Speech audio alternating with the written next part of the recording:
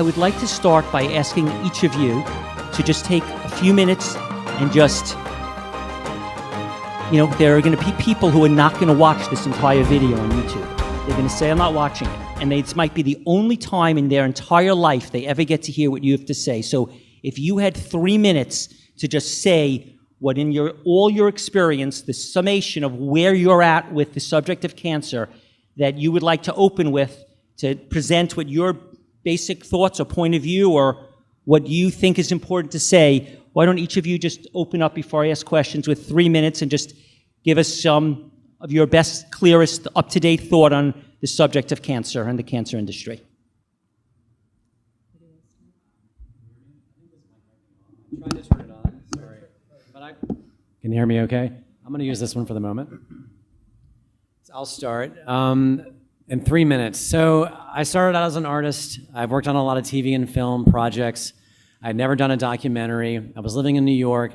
I found out about this guy, Dr. Stanislaw Brzezinski. I had a day job doing special effects, doing other stuff. I had the means to make a film, but I never made one before. But I had no idea what I was in store for. I thought it was a good story from a biographical point of view. I wasn't trying to be some sort of cancer activist or anything of the sort. But when I dug deeper, and I didn't realize what a path this was going to take me on for the next 10 years of my life. But since we're talking about the cancer industry, there's something I'm going to get out of the way right now. When I had this film kind of wrapped up, being the sort of young, naive kind of activist, I'm going to change the world with this movie, once I realized what I had, something did happen to me that really was a sobering experience and really put things into perspective. It was late 2009. The film was complete, but it wasn't released yet. Brzezinski, which we can talk about later, had been given permission for phase 3 randomized studies for a very, very rare childhood brain tumor. This is the holy grail of testing. There's a person helping him raise money, a very expensive trial, like $150 million. You have the FDA signed off on this. It's ready to go to the next stage. Let's find some hospitals to, get these off the ground. The guy who was in charge of raising the money happened to be an old college buddy of David Axelrod, who was President Obama's chief of staff and chief architect to get him elected. And this was, again, Obama had just been elected. I got this call saying, I'm meeting with Axelrod next week in DC. Where's your movie at? Give it to me in whatever form you've got. So I overnighted it, very excited, hardly could wait to hear this response. Honestly, quite naive. A couple weeks go by, Axelrod and he cross paths again. And again, this is college buddy to college buddy. This wasn't on the record, but I had communication with this guy. He says, Axelrod saw the movie and says, this is really important, but it's just too big. Too big. Maybe in 10 years we can face this. Not now. Too big. Then he went on to allude how the banks had just failed a year prior, and that what this could potentially do to the market if this was released. Because what Brzezinski has discovered, and what a lot of clever people, he's not alone, have discovered, is something that can disrupt a $4 trillion industry. When I say that, I did the math. You have 15 million Americans living with cancer. I know from family members and people that have gone through it, easily a $250,000 price tag per cancer patient through the course of the treatment. Yeah, Medicare, Medicaid covers it. I'm talking about the mainstream stuff. You multiply $250,000 times 15 million people, you're pushing $4 trillion. That is huge. So it's not necessarily, I don't find it be black and white, good and evil. I just think it's a systemic problem. We have a profit-based system. We have a machine that has been created over time that has created this industry. And if you created a cure for cancer, people think, oh, you're going to be worth $1 billion. Yeah, until the patents run out, until it becomes generic like the antibiotic. You're going to put yourself out of business if you create something that innovative. Sure, Steve Jobs created something huge, but he created a whole new market. The internet created a new market. Cancer, you make an innovation that big, you're destroying an entire market. So I can go on this forever, but that's sort of like my aha little quick 3 minutes about the cancer industry and my world and this as a journalist. So.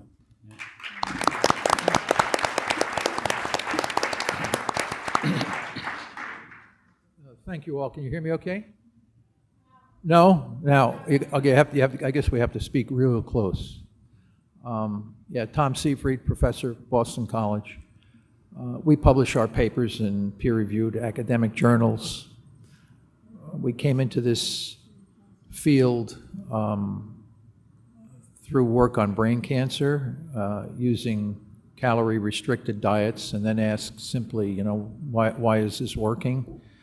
And then it goes right back to Otto Heinrich Warburg from Germany, Nobel Prize winner, one of the dominant scientists of the 20th century.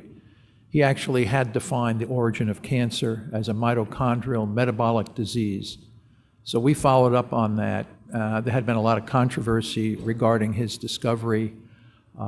When Watson and Crick had discovered the DNA, his ideas were pretty much thrown under the bus, and the field ran off thinking that cancer is a genetic disease. So what we did was simply go back and read all of his papers, link our findings in the research to what Otto Warburg had said, and now we recently published a big paper in ASN Neuro Journal, open access, so anybody can read it. It's technically difficult, I have to be honest with you. But basically what we found was that Otto Warburg was in fact correct. He had accurately defined the origin of cancer. It is a disease of energy metabolism. It is not a genetic disease. So once you realize that, then the therapies that we can use to manage the disease become far more logical and non-toxic. But as we've just heard, it may take quite some time. And I know you haven't heard my presentation, but I will be presenting the scientific evidence to support what I'm saying.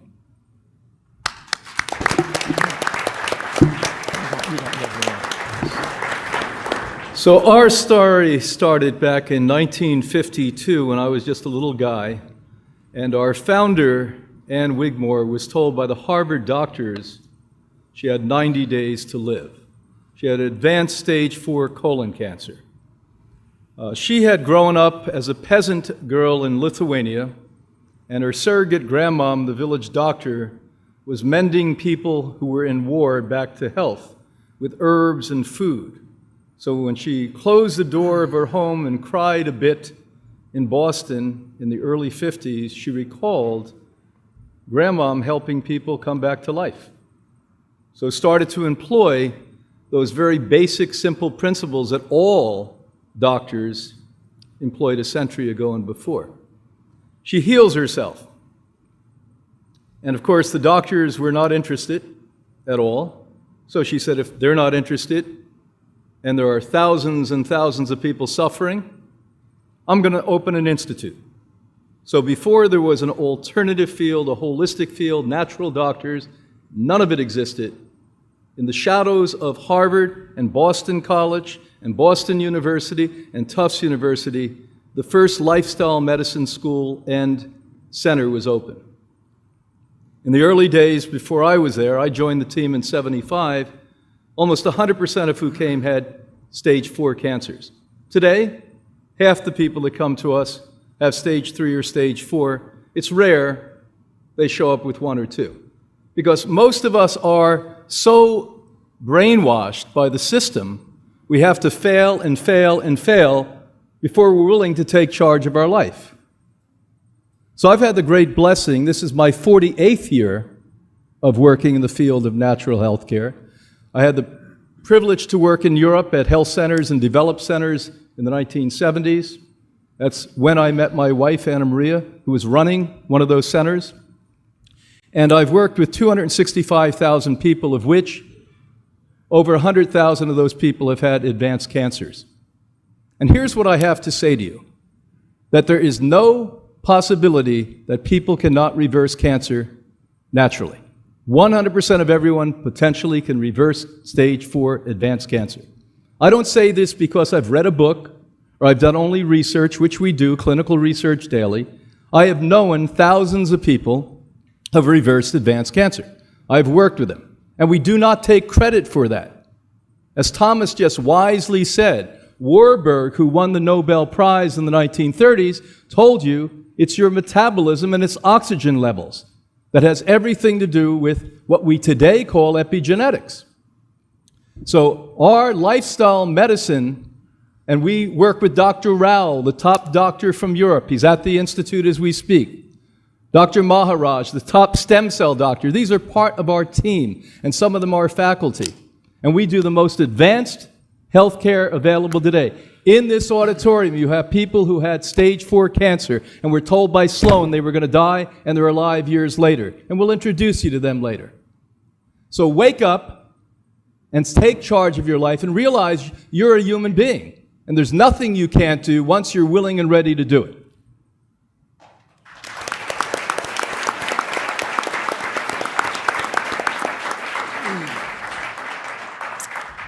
You know, when illness strikes, we think we have a bad karma or God is punishing us. And that is not the fact. That's not true in any which way. You know that there's so many other factors, but it comes to the emotions, and we spend time and time again with every guest that comes to the Institute talking about what happened. Every guest that comes to the Institute gets psychology. When Louise Hay, the esoteric visionary, came, and she brought many books through their time at the Institute, and she ended up with colon cancer herself. She had to use her own therapy.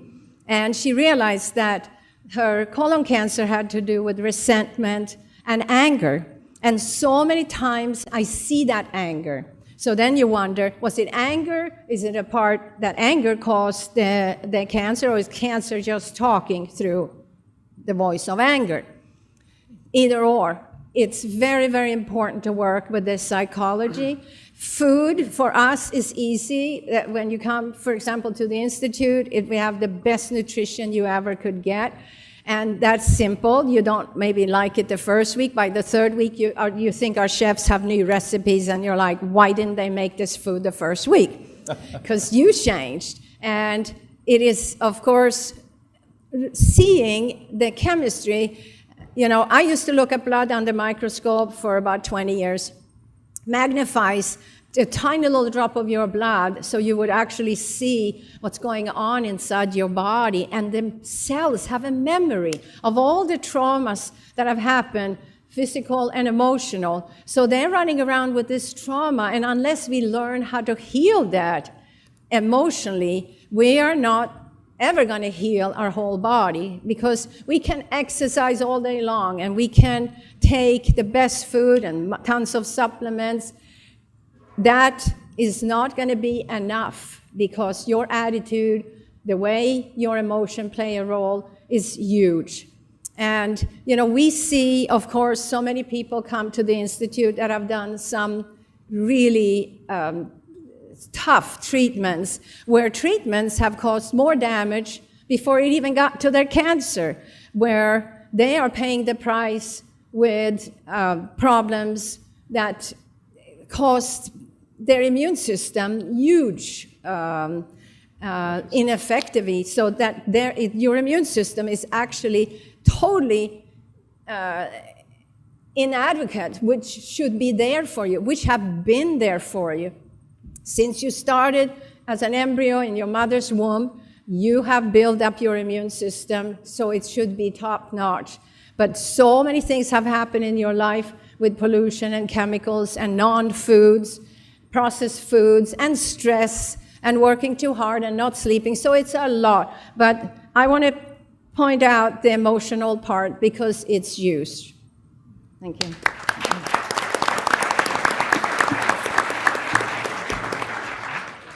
The cancer industry draws its lifeblood from fear and disinformation, basically. You're scared to death, literally. That's where the term comes from. You go in, you're diagnosed, you've not been feeling well, and the doctor looks at you and says, you're going to die in 6 months. And they instill fear into you. Not because they're bad people, but because what they've been taught, they don't know how to treat cancer. They're afraid as well, because they can't treat you adequately. And disinformation, the disinformation is that your body is somehow sick because you're chemically deficient. You don't have enough poison in your body, so a sick body, they're going to poison with chemotherapy. Not that there's not a place that chemotherapy can work with certain cancers, but you're not sick because you're chemically deficient. So that's how the cancer industry remains, is through fear and disinformation. Anne-Marie just mentioned the emotional aspect of cancer, and I have to agree completely. I just got through this summer, went to Asia for almost a complete month and went to 7 different countries. And right now we're producing our next documentary called Eastern Medicine: Journey Through Asia.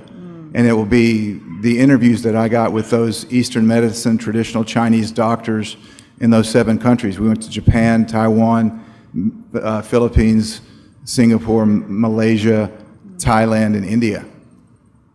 Every one of those countries, they focus on the emotions. They focus on the anger, the resentment, the bitterness, the fear, the negative emotions that can play a part in your sickness. In the United States, we're focused only on the physical, with the exception of people that we're sitting here at the table with. There are many good clinics, and Brian and Anna Marie have one of the best in the country focusing on the emotions. But typically in the United States, we think of that as woo-woo medicine, right? Somebody says, well, your emotions may play a part in your disease. And you're like, oh, you're one of those kooks, right? They call you a name, which is a technique that works. They make fun of you, call you a woo-woo or a kook, or if it comes to vaccines, you're a science denier. I don't want to get into that right now. I don't have time. I only have a couple minutes left, 30 seconds left. But the reality is, one of the worst things that you can do is rush into a treatment if you're diagnosed.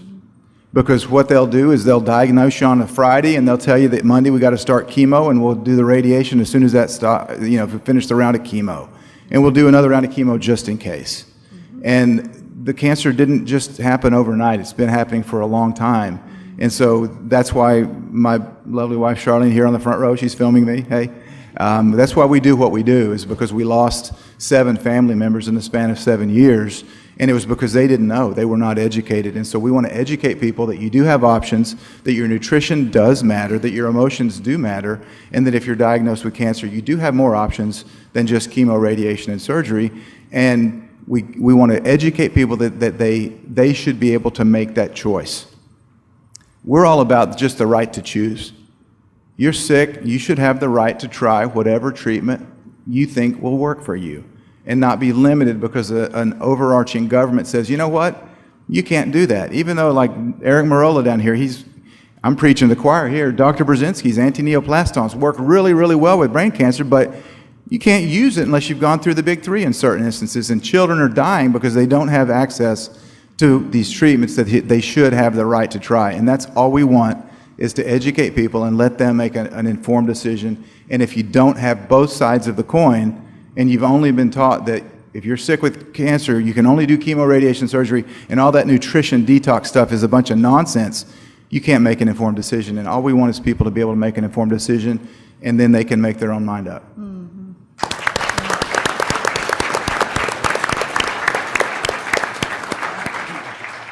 I'm Pam Popper, and my company, Wellness Form Health, has been in business for 24 years. And what we specialize in is informed medical decision making. Great lead-in for what I have to say. It has bothered me for a long, long time that you are required, the government requires that you have more information about a mortgage document than about healthcare treatment. You know, people go to jail for misrepresenting the interest rate on a mortgage. And people can lie to you, sometimes inadvertently, about treatment for something serious like cancer, and it's called the standard of care, the community standard of care.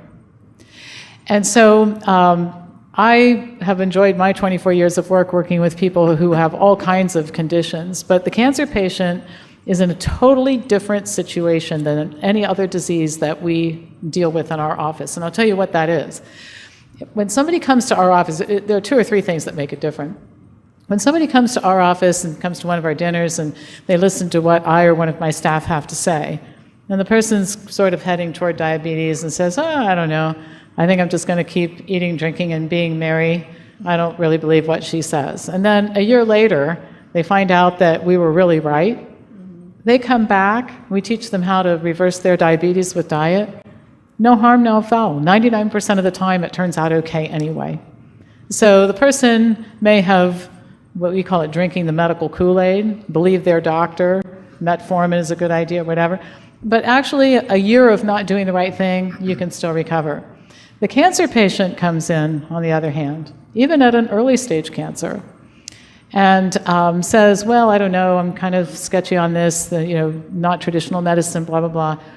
Goes back to the university medical center, agrees to the treatment, and how they find out it's not working is when the cancer comes back, and it usually does. Now the body is weakened from the treatment, and the cancer is worse. And this is not the time to be doing informed medical decision making. That needs to be backed up to the beginning, because that person, unlike the diabetic, unlike the person with high cholesterol, unlike the person who was just overweight or had lupus or something like that, they don't get the do-over. It doesn't come out okay. So that's the first thing that makes it different. The importance of the decision being right now has a level of urgency that we just don't have to deal with so much with other diseases.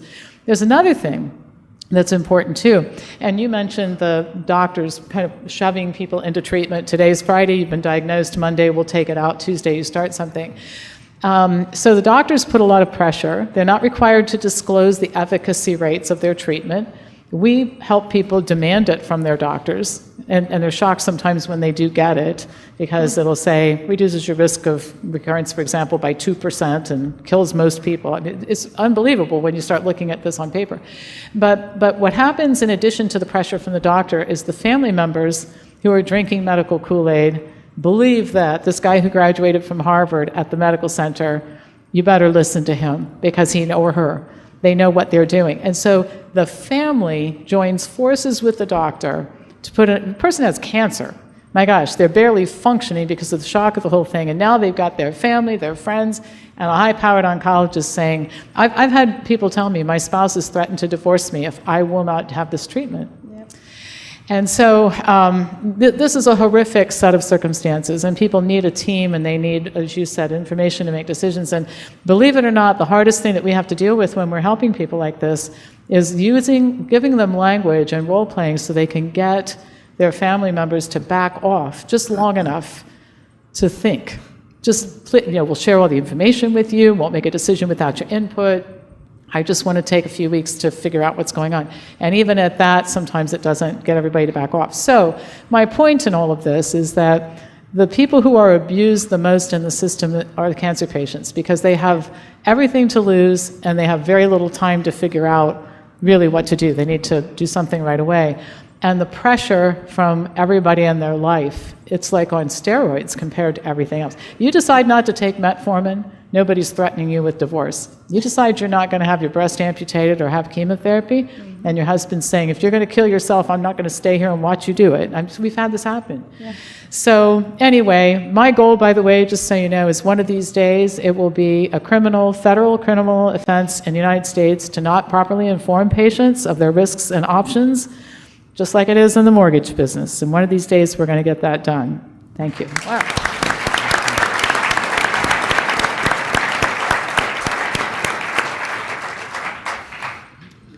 So, getting right to the punchline, the question that everyone would like me to ask is this: what percentage of cancer patients on chemo and radiation survive more than 5 years?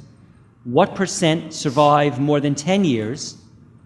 And what percent of people who get, let's say we're talking about third stage cancer for the first two questions, and what percentage of third stage cancer patients following the best protocol you know of recover?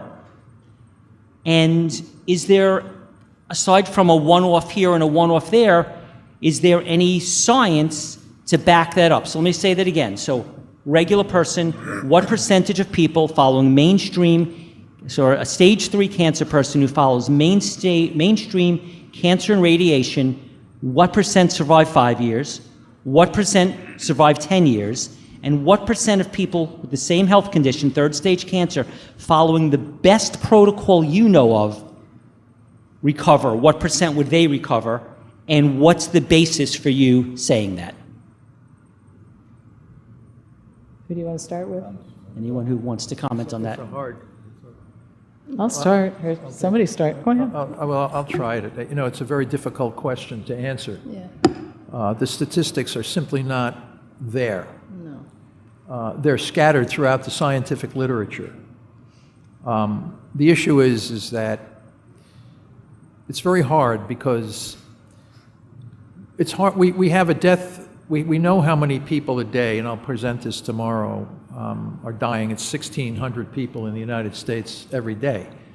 The problem is you can't know, are they dying from their cancer or are they dying from the treatments?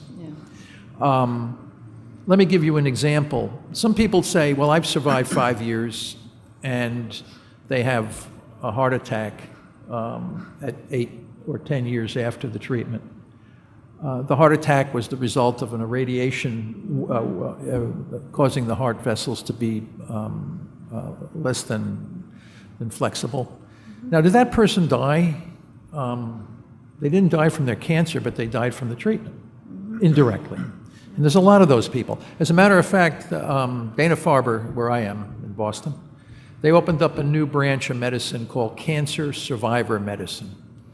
And these are a new branch because we find that depression, cardiovascular disease, hormonal imbalances, digestive problems, all of a sudden people have all kinds of other health issues as the result of surviving chemo and radiation. And many of these people then become treated with other kinds of therapies, and they then sometimes don't do well and may even die. So it's very hard to get an exact number or an exact answer to your question because the data are simply scattered in different ways, even though the demographics and the people who collect all this information, there's always some loose ends. So I think it's a very difficult question to answer, but I think if it could be answered, it would not be good news. Let's put it that way. I want to add to that, talking about the confusion about the data. Part of the problem in figuring out what the death rate is that we're now treating risk factors for cancer as if it is cancer. Ductal carcinoma in situ is not cancer. Lobular ductal carcinoma in situ is not cancer. But we detect it early with mammography. We treat it as if it's cancer. Those people would have been alive, those women would be alive 5 years later, no matter what, if you'd never done anything to them. But they go into the survivor category. And so now it looks like we're doing better in breast cancer, when actually if you can tease out, and it is very difficult to find, if you can tease out the actual number of women who have breast cancer, not a risk factor for cancer, because that's what those things are, but cancer, it wouldn't look so good. We don't know what it is, but it wouldn't look like it does. And by the way, one of the most abominable things I watch every year is women racing for the cure so they can raise more money to do more of this kind of thing, to skew the data more so that they can qualify for more research because they can spin the data to make it look like we're doing better when we're not. Many years ago, a colleague, Michael Anderson, did some research that even stunned me. He said, no other disease, as Pam rightfully said a few minutes ago, is treated like cancer in the pharmaceutical realm. That if you have diabetes and you go back to the doctor, even if you heal the diabetes, 20 years later, they're going to say you're the diabetic. They created a 5-year magic line for cancer because they've utterly failed with cancer, as Thomas will explain to you. So if, for instance, with something like brain cancer, with mainstream treatment, they have practically a 0 success rate, and they have 5,000 people they're looking at, and in the first year, 2,000 die, and in the second year, 2,000 die, and in the third year, 500 die. You know what I'm going to say now. And then it's 5 years and 1 day, they're going to tell you they have a 50% success rate. That's called a relative number. Now, I'd like you here in the room, as well as you listening around the world, to challenge what I'm saying. So this is where they came up with this 5-year. Also, medical journals I've read that literally state that when they look at long-term survival rates, decades, 93% of the people that are medically treated for cancer and seemingly did nothing else will eventually die from cancer.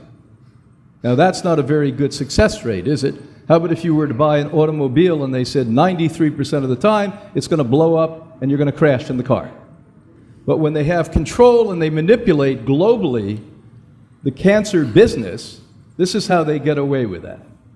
So what we are best known for at Hippocrates, we're the only place in America like this, is when people fail around the world with their medical treatments, and as was so well said by Pam, are now devastated because their immune system is gone, because nuclear medicine destroys your immune system. And we now know 63% of the people after 5 years who had one form of cancer will end up with lymphoma because of the nuclear medicine they have. That's a statistic out of their own journals. We know that when people come to us and we give them an opportunity to rebuild their immune system, release some of the anger in their head, and do advanced treatments, electromagnetic therapy treatments, advanced IV treatments, we see many of these people's immune system fight and heal them. Doctors do not heal patients.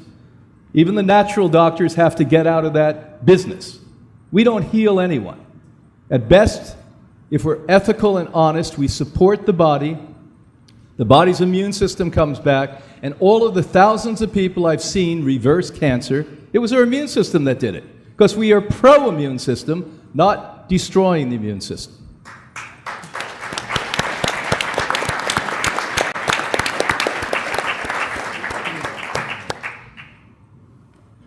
I hesitate to go into any kind of statistics because 82.7% of statistics are made up on the spot anyway, right? I interviewed Bobby Kennedy for The Truth About Vaccines, and one of his quotes was, "Statistics don't lie, but statisticians do." And you can rig a study to make it say whatever you want to. And so I do know that when it comes to the efficacy of chemoradiation, the longest study that I'm aware of that was done, the biggest study on chemotherapy agents was done at the Northern Sydney Cancer Centre in Sydney, Australia. And they looked at 22 different types of cancer, and they wanted to determine what contribution rate these chemos had to a 5-year survival rate. What was their contribution percentage? And they determined that in the United States, I think it was 2.1% of the people that lived 5 years lived that long because of chemo, and in Australia, it was 2.3%. That's not saying that they have a 2.3% 5-year survival rate. It's just saying that the people that lived that long, only about 2% of them lived that long because of the chemo. That was what this study said. Chemo doesn't cure. As Brian just mentioned, it's your body that does the healing. It's your immune system that does the healing. We provide the nutrients, we provide the proper fuel to your body. It does the healing. Your body does the curing. The power to heal is yours.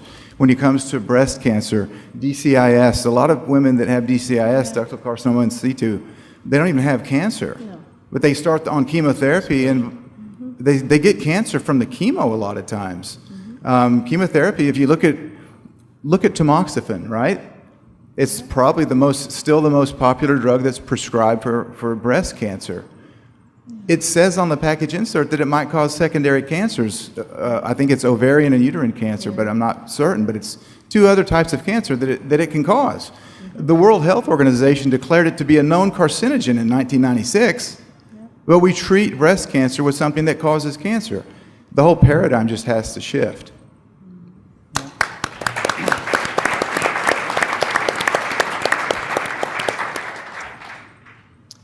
So what exactly would you do if someone injected you tomorrow with a vial of cancer and you suddenly had stage 3 cancer and you had the financial resources and the time and you could do anything you want and your only interest was to regain your health?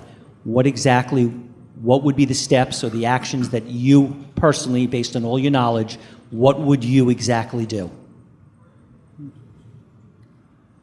First thing we do is our medical team would do biofilm testing to see what parts of my body were affected. I would then determine with our whole team which type of supplementation that we would target to it. We're using a rare form of advanced vitamin D out of Europe now that people can self-inject. Also, I would be telling myself to do hyperthermia even more than I do daily. 365 days a year, I'm in a sauna, as I was this morning, as I'll be tomorrow morning. And the work is overwhelming on hyperthermia. And you can do it in a sauna. You don't have to go and get, anti-convulsion medicine and heat it up. Why we know that? One of my colleagues did the work here under the NIH back 25 years ago. and said, sure, you can heat the body up 6 degrees 1 day a week, but you can also get into a sauna with cancer an hour or more a day, 7 days a week, and get more benefit from that one. I would also eat like a saint. Why this food works: cooked food kills the phytochemicals. The phytochemicals are completely, absolutely alive in these organic plants that we use. Look at the brilliant work out of the Linus Pauling Institute by one of our colleagues who's on our online faculty, David Williams. Look at his work.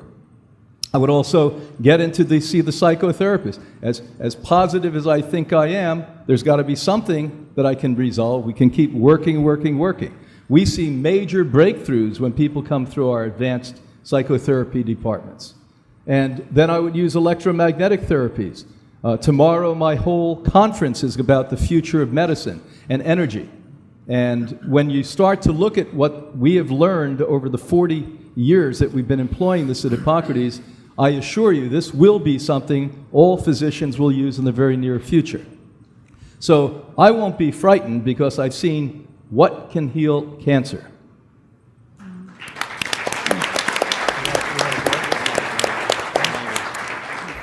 You know, we don't have a healthcare system. We have a disease care system. And when you really think about it, who wants to care for their disease? You really want to care for that? No, you want to care for your health. And you need to change your attitude, how you're going to do that. So the first step, if I now got that diagnosis that I have breast cancer or ovarian cancer or liver cancer, whatever I might hear now, is to take a step back and say that I'm not going to rush into treatments. I probably have had this for the last 20 years. So it didn't happen overnight. And even like Ty said, they put fear into you, you're going to die tomorrow unless you do what they say. That's not going to happen. And if it happens, hey, then we go. But then we go. You won't know anyway. Yeah, exactly. So the thing is that we need to take a step back and look into how many people are in this field. I mean, we're all in this here, in this panel, to give you ideas about how you can treat yourself in a healthy way and in an ethical way. There is, like we said, most research is whoever paid for the research is going to get the results. So there's a lot of quack in science, unfortunately. And we read all the scientific journal, and we do get a lot out of them. A lot of them come our way. A lot of them prove what we've done practically, theoretically. And that's wonderful when we get those answers, because we kind of have more, not meat on the bone, but we have more vegetables on the bones that we can share with our guests and have more confidence too. Our confidence comes from 63 years of doing it. Not so much us, 48, 45 for me, and I'm a little bit younger than Brian. and you know, we have to have fun.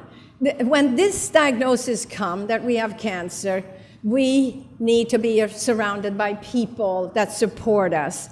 Instead, like Pam said, most of our family members will say, oh, whatever you do, you can go to Hippocrates, but first you have to do all the treatments, do all the chemo, do all of that, then you can do whatever you want. And by that time they come to us, they're so broken. They are so broken. Their immune system is so low, their white and red blood count is down to zilch. We are worried about them catching infections from somebody who sneezes.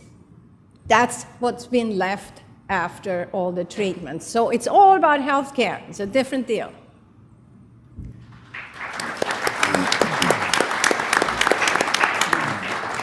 I think if I was diagnosed with cancer, the first thing that I would do is take a deep breath, which I think is what we're all saying, and begin looking at evidence for various options on the table. And I think it's really important, and I talk about this every day, so I'm assuming that I try to follow my own advice in everyday living, so I'm assuming I would probably do that here too. It's really important not to throw the baby out with the bathwater and to not try to join a camp. That's what people do in healthcare. People ask me, you know, are you a holistic doctor? Are you a naturopathic doctor? Are you this, you that? I'm an evidence-based practitioner. And I don't like the labels because there are good things to be pulled from all branches of medicine. And when you're trying to pick a camp to be in, you ignore the goodness that can be taken from other branches. So I think what I would do is start by looking into all of the options to see what are the options and what is the benefit and what are the risks of all of them. And I just wrote an article on this topic not too long ago, that if you look at the medical research and you look at data on survivors, Kelly Turner wrote a great book called Radical Remission that documented the success, how 1,000 cancer patients stayed alive. If you look at what these people have all done, they've used a lot of different approaches. And in many instances, it's approaches borrowed from many forms of medicine. So chemotherapy isn't all bad, like Ty said. Sometimes you have to shrink something to get clear margins to take it out. And by the way, surgery is not all bad. Since 1850, we've been taking contained tumors out. By the way, the magic 1850 is because we had sterile operating rooms and anesthesia, which were the two things you need to be able to do that. So we have over 150 years of taking localized cancers out with pretty good results, and sometimes you have to shrink it before you can do it. At the same time, you can't ignore nutrition. You can't ignore the psychological aspects. So I think that my treatment plan would be a result of taking things from a number of different branches of medicine, the combination of which would make sense to me, and then starting. So if I were diagnosed today, I probably wouldn't be doing anything until maybe the end of March, or beginning to end of March. Sometime in March, I would be starting whatever I was doing, in addition to eating well, like really clean eating. I'm a pretty clean eater now, but I would probably disavow anything not good for me at that point. So that's what I would do, and I think that leads to the best outcome. Because and one thing I'll say too, I think that patients have to have a lot of confidence in what they're doing, because I've actually seen patients decide to do something that doesn't have a very high efficacy rate and that I wouldn't do, and it came out great because they thought it was going to come out great. I have a good friend who did chemo 30 years ago, and he asked me, I said, well, I wouldn't do it, but he felt like he should. Still alive today. And a lot of that, in my opinion, is because he wanted to live, he intended to live, he thought this would cause him to live, and sometimes that brings it about. And I'm not talking about wishing your health to get better, but I do think that psychological component in terms of confidence in your treatment is important.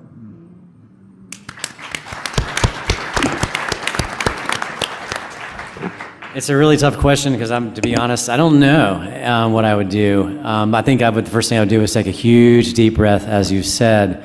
I'm going to kind of answer the question in a roundabout way. First of all, it's so many different types of cancer, and gosh, give me a type and I'll answer it and I'll figure it out. But even then, I think most importantly, though, I'm going to kind of speak because I'm not a scientist, I'm not a physician, I'm an artist and a journalist and a filmmaker, but I have met a lot of cancer patients in my time, and I've had members of the family that have been hit with it as well, both before I knew what I knew and after. But I think when you get hit, I think you said it best, Pam, right? Yes.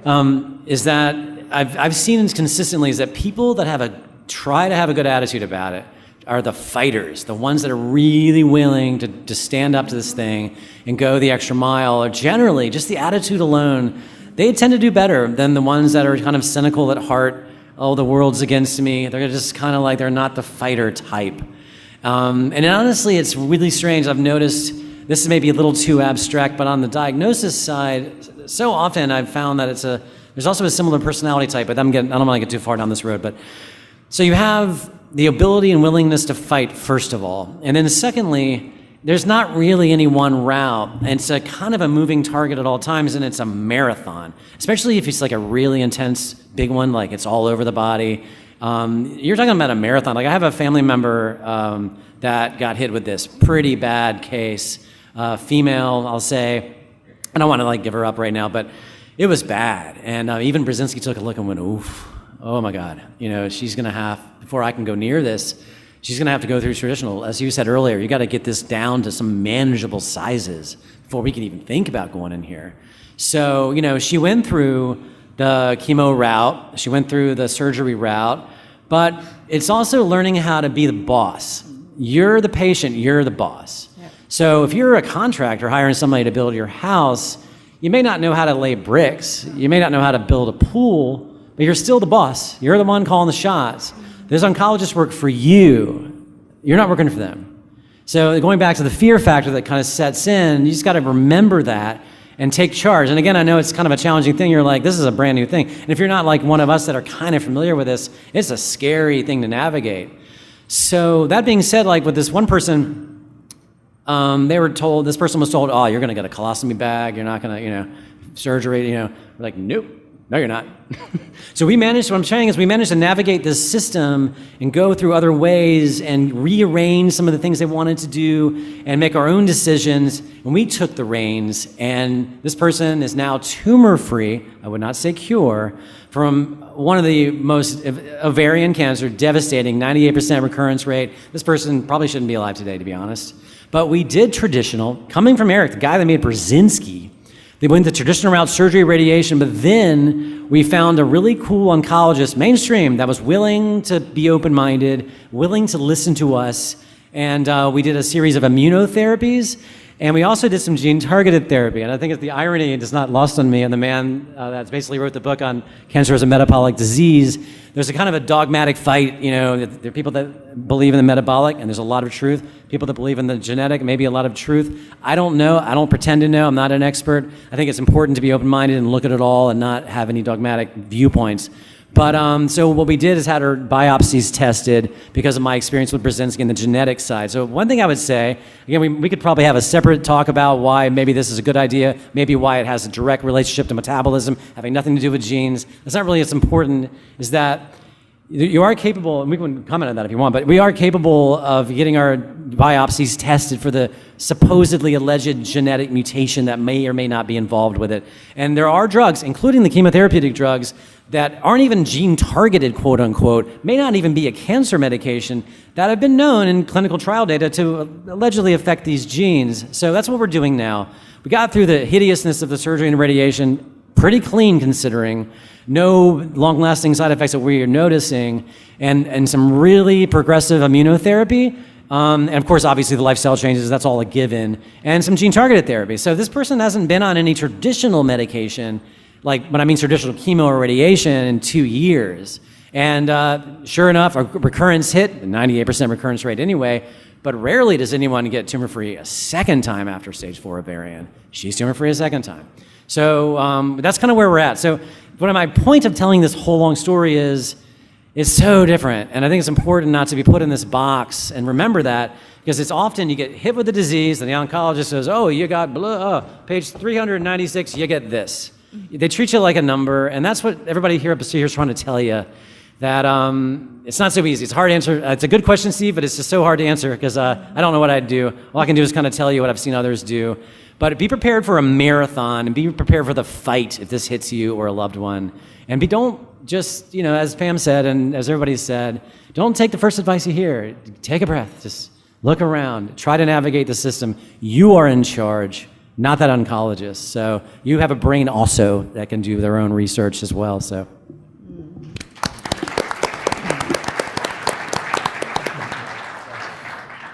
Well, yeah, this is an interesting question.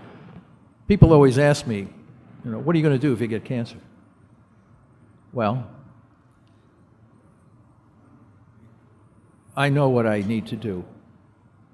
And a lot of what was said here is absolutely spot on. It's you have to know, you have to have a tool. If you know the tool, if you know what's driving the disease, then you know how to manage the disease. Let me tell you. The mitochondria in cancer is screwed up. What that means is they have to ferment. There's only 2 fuels in the body that can supply the energy for the growing tumor cell, and that is glucose and glutamine. Now, it sounds simple. It's easy to target glucose. It's not so easy to target glutamine, for what Brian said. The immune system uses glutamine. So if you're going to target glutamine, you've got to be very careful about harming your own immune system. The The other issue is that all metastatic cancers, or the majority of them, are the immune system. People in the scientific field are grappling with this, which means that our own immune system is the metastatic cancer cell. They use glutamine, okay? And our normal immune system uses glutamine. So how are we going to kill this guy if the very cells we need to get rid of them are also using the same fuel? There's no question about what Brian said. You have to maintain, you have to kill the cell strategically without harming the normal cells of the body. So what we have is you have a strategy. You know what the cells are eating, because without energy, nothing lives. So we take the energy away from the growing tumor cell, transition the body over to a fuel that the tumor cells generally can't use, which are ketone bodies, and then we strategically go after the glutamine, but we pulse and press. So we actually, and I don't know of a diet yet that can target glutamine. There's many diets that can target glucose, but glutamine you have to be very careful about. So this is cutting edge now. We're even thinking about adding glutamine back, the very fuel that the tumor cell needs to use after we use certain kinds of low-dose drugs to hammer the tumor cells and slowly degrade them. I agree with what everybody said here. Going to the Hippocrates Health Institute and using these combinatorial therapies while maintaining the health of the body seems to be a very logical way to do this. One of the things that I would not do, ever, is take chemo. Because what is the purpose of chemo? It's to kill proliferating cancer cells, right? This is why they do it. They do use radiation. Why? To kill proliferating cancer cells. But if you pull the plug on their energy, they're going to die. They're going to die just as if you were to use chemo. So why use chemo when you can pull the plug on their energy? The problem is, the biggest problem is that the medical community doesn't know about this. I feel bad. The physicians that I speak to, the oncologists, are always shocked when you tell them this because they never heard of it. They're not trained in medical school. These people are not bad people. These are good people. They're trying to help their patients. The problem is they just simply don't understand the biology of the disease they're treating. This is sad. And nutrition does play a massive role. So when someone says, oh, nutrition, go home and eat whatever you want, that's misinformation. That's not accurate information. It's a combinatorial issue. It's a body disease. You have to maintain the health of your body while you strategically eliminate the tumor cells. And you can do this.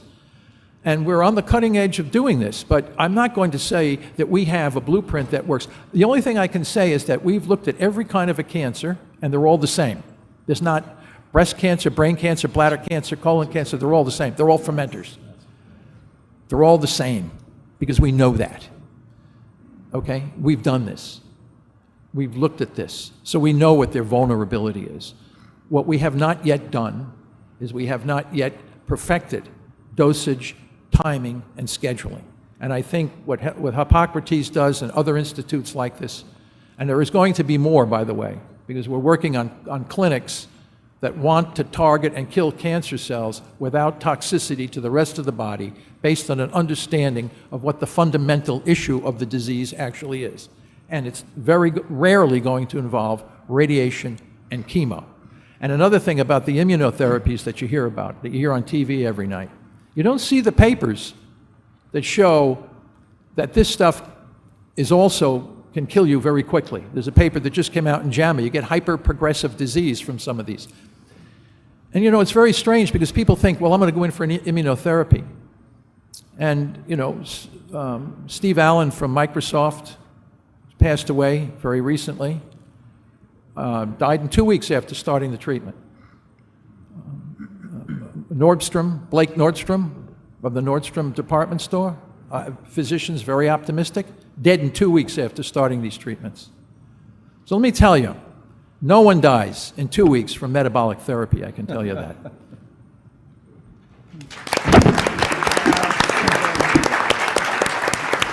Before we go on, more than 35 years ago, we determined that sugar was feeding cancer, not because we had a brain trust of researchers at Hippocrates, but the forms of cancer that were visible to us when people were consuming large amounts of fruit were growing.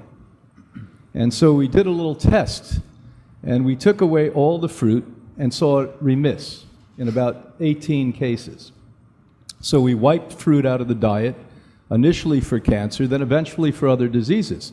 And so we had been doing this for many decades. And a few years ago, we had a major medical conference, a research conference, and Thomas came, and he sat down with me, and he said, "Why do you do that?" I said, "Because it helps cancer." He says, "Do you want me to show you why that works?" And remember, we sat at the table, and he showed me on a paper exactly how fruit sugar feeds cancer more than any other form of sugar, because it metabolizes in the body like a fat. No other sugar metabolizes like a fat. It actually makes you fat. So what an eye-opener for the man I admire the most. Probably in history, there's been nobody who knows more about cancer than Thomas. So give him another hand.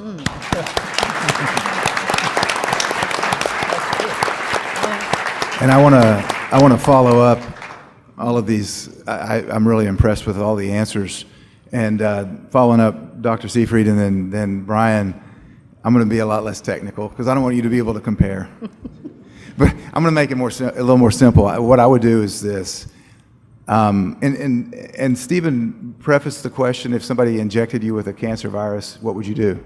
Right? Well, they tried to do that. If you remember back in the early 60s, it was in New Orleans, right before Kennedy was assassinated. Alton Ochsner, who was head of one of the American Cancer Somethings, had Dr. Mary Sherman working for him, and they were trying to weaponize cancer through the form of a virus that they could then kill Castro with. She then was killed, and it's been put into a book called Dr. Mary's Monkey. I don't know if you've ever read that, but if you haven't, it's worth reading. But it's all about the terrain. So if I were injected with a cancer virus, if your internal terrain is healthy, then it'll fight the virus. And I'm not saying that cancer is a virus. I'm just using that analogy. I mean, it's the same reason that, Anne-Marie's mentioned that some people in their clinic get so sick from the treatments that just you don't want to sneeze on them because their immune system's so compromised, right? It's all about the terrain. It's about the immune system. It's about your internal terrain. That's why, during, quote, flu season, and everybody's getting the flu largely from the vaccine, and they go to school, and there's a school class with 30 kids, and 15 of them get sick and the others don't. Why is that? The flu virus isn't any different that they were exposed to. 15 of them had an immune system that fought it off. Their internal terrain was healthier. And by the way, the Flulavol vaccine, one of the most popular flu vaccines, Flulavol, it says on the package insert, has not been shown to prevent the flu, by the way, so we should start reading package inserts. Okay, it has not been shown to prevent the flu. But it's really just about keeping your internal terrain healthy. And one of the things that Pam said was, let's not try to categorize treatments. In Asia, we just went to Asia, they don't think of it as, I'm going to use one traditional treatment, one homeopathic, one naturopathic, and then one Ayurvedic. They say, let's figure out what works for the patient. Exactly. And they use it. They don't compartmentalize the medicines. As a matter of fact, countries like Japan and the Philippines and Taiwan, and I believe Malaysia, have laws in place that say doctors can use anything that they deem as efficacious for their patient. Very different than here. Very different. And I believe in India, homeopathy is officially recognized as a treatment by the Indian government. You can go to their oncological wards and get chemo if you want. You can also get homeopathy. So they don't think of it as in these boxes or in these categories. It's just what works for the patient. And another thing that I think it was Pam who mentioned, it's the mental state, all right? It's the belief. I just interviewed over 60 doctors in these Asian countries. Almost every one of them said the power of belief is so important. We can't stress that enough. And many people have been healed by treatments that shouldn't have worked, but they believed that they did, and they healed them. So it's really important to believe, and that's why Especially in India, we found that the doctors there, when someone's diagnosed with cancer, they call their whole family in. And they meet with their whole family for hours to get their story of their family, the story of their life, to get the support of their family, to find out what emotional issues might be causing this cancer, and to get the support so that the patient can then proceed on the treatment with the belief that it's going to work. It's so important. We can't overemphasize the importance of believing that it's going to work.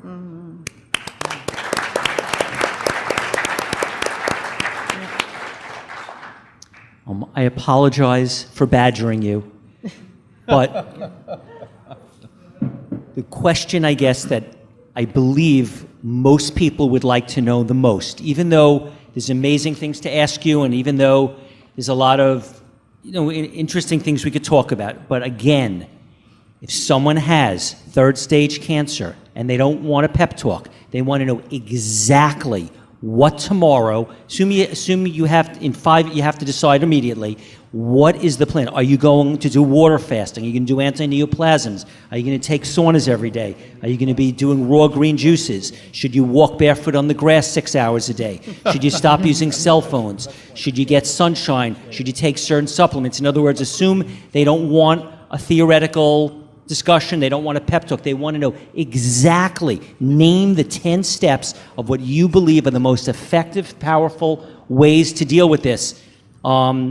Even though I know you'd like to be more general and say each case is different, but if that wasn't an option and they want to know, are you saying go to Brzezinski and get an anti-neoplasms, go get fetal stem cell therapy, go on a fast, a water fast, do green juicing every day, do saunas every day, walk barefoot, do pulse therapy. In other words, exactly what is the plan. There are people in this audience that I know who have cancer and they are advanced, and I guess they have to make their own decisions. But if you were trying to give, whatever you're allowed to say, what is the most specific information you believe, based on everything you know about diet and lifestyle, would be your specific advice of exactly what you would tell them to do tomorrow, step by step?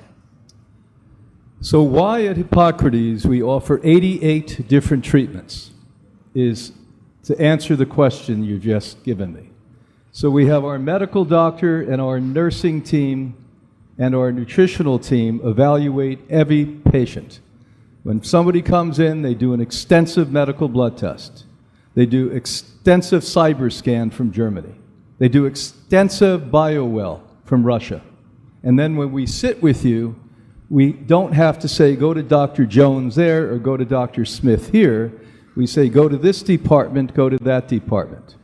Now, here are the commonalities. Everyone has to see somebody who works with people facing cancer.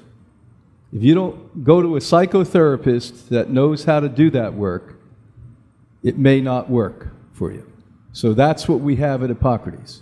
Number 2, everyone has to eat a pristine, clean diet that contain the phytochemicals in it that have been proven overwhelmingly to fight off and even reverse every form of cancer. Yes, we would use electromagnetic pulse therapies, laser therapies, cyber scan therapies, etc. But that is determined which one we would use in which case with which person. Yes, we would tell you to get IVs and do hyperbaric treatment at our medical department. All of these things would be taken into account. Supplementation would be determined upon which type of cancer you have and what state of health you're in. Can we tell somebody who's emaciated you should exercise? No, but how about if you're fairly active? Movement, oxygen therapies of some type. And so I think it's a very difficult thing for anyone who's legitimate to say, here's exactly what I'd say to every person. I've given you the basic things everyone should do, but then there may be other things that we would add on top of that.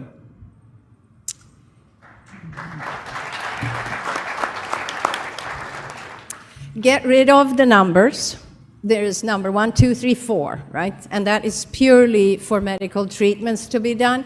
Cancer is cancer. And a lot of people are surprised that cancer is found in the lymph, in like sentinel nodes, especially for breast cancer. And, you should never let anybody take your lymph nodes out. That is your filter system. That's how you get toxins out and waste out. We've seen horrendous side effects of legs being double the size, arms being double the size because the poor lymph system cannot clean. So we need to know that numbers are just numbers. And the fear, like you said, the fear that comes in when you hear, well, you're stage 3 or you're stage 4, and I mean, that's like doomsdays. It's just for medical treatment. You have to realize that. Yes, cancer spreads, but that's the way it wants to outsmart you. That's how it works. It works through the lymph system. That's how it spreads. It's like, that's their arms. And because they're smart, they want to be in other places. They don't want you to be able to kill it. So you have to realize that it's a huge machine, and the fear is the biggest problem, because you are going to go right down with that fear. And realize that every cell in your body knows what you're thinking. So the first thing you would do, for example, now we have an amazing special cancer program with Dr. Jan Ranicky. And Brian, you can tell more about how that came about. It's really, it changes people's minds and their health big time. Back in 1960s, there was a conservative oncologist from Texas called Dr. Symington. And Dr. Symington was a very honest man. He would go out to his nurse and say, is John here? Oh no, John has passed on. Is Mary here? Mary passed. So he concluded, as an oncologist, that what he was doing seemingly wasn't working. That people weren't showing up because he had died from the treatments he had given. So the one thing he noticed, because he was sort of a conscious guy, that the very childlike optimistic patients that went to 23 doctors and all of them said, you're going to die, you're sick, and they said, no, I'm not going to die, I'm going to be perfectly fine, either lived a whole lot longer, in some rare cases reversed their disease. So he left medicine. What a courage he had. And he basically said, I'm only going to work with visualization. I'm going to try to teach people to be optimistic with this. And boy, was he ridiculed. Thank God, before his death a few years ago, the American Cancer Society gave him an award, a lifetime award. But boy, he was railroaded out of the country. Most of the work he basically did was in Asia. And his partner, who worked with him for over 30 years, Dr. Jan Ranicky, has been working with Anna Marie and I for about 10 years. So I said a couple of years ago, why don't we create a specific program called the Advanced Comprehensive Cancer Program. So beside the 88 other things that I just mentioned we do, we basically have every 3 weeks Dr. Jan come in, and she works extensively. Now, she brought technologies in called NewCom. Physicists at Harvard put this together, that put you in alpha states and activate the immune system. And as Anna Maria so wisely just said, every cell, 100 trillion cells in your body know what you're thinking. That's not a joke or an exaggeration or new age. The data and science is out on all of this. And basically, the reverse happens. So if you get people into a very deep state of relaxation, and they stop the fear factor, the fight and flight where you're in the reptilian brain, your immune system now becomes proactive and starts to fight the disease.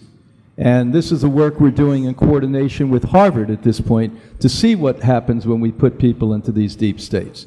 So it's another option that we have. So everyone gets psychotherapy. If you come to us healthy as can be and just want to remain sexy, or if you're trying to fight for your life, but this is more advanced specifically for cancer, because that's been her expertise for over 35 years now.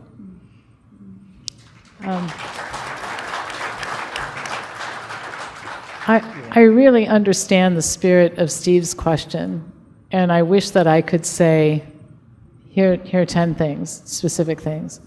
But as I mentioned this afternoon when I was talking, medicine has tried to purge clinical judgment from practice, where we do one size fits all. You have cancer, you come to me, we do these things. You have high cholesterol, you take this drug. And so I think it's even more important with the cancer patient to not do that, because everybody is different. Their financial resources are different, their risk taking behavior or thoughts are different. And all of that has to be taken into consideration. And I'll give you just one example of how this plays out in real life. So going back to Kelly Turner's book, Radical Remission, she identified 74 strategies that cancer patients use to survive when they're terminal.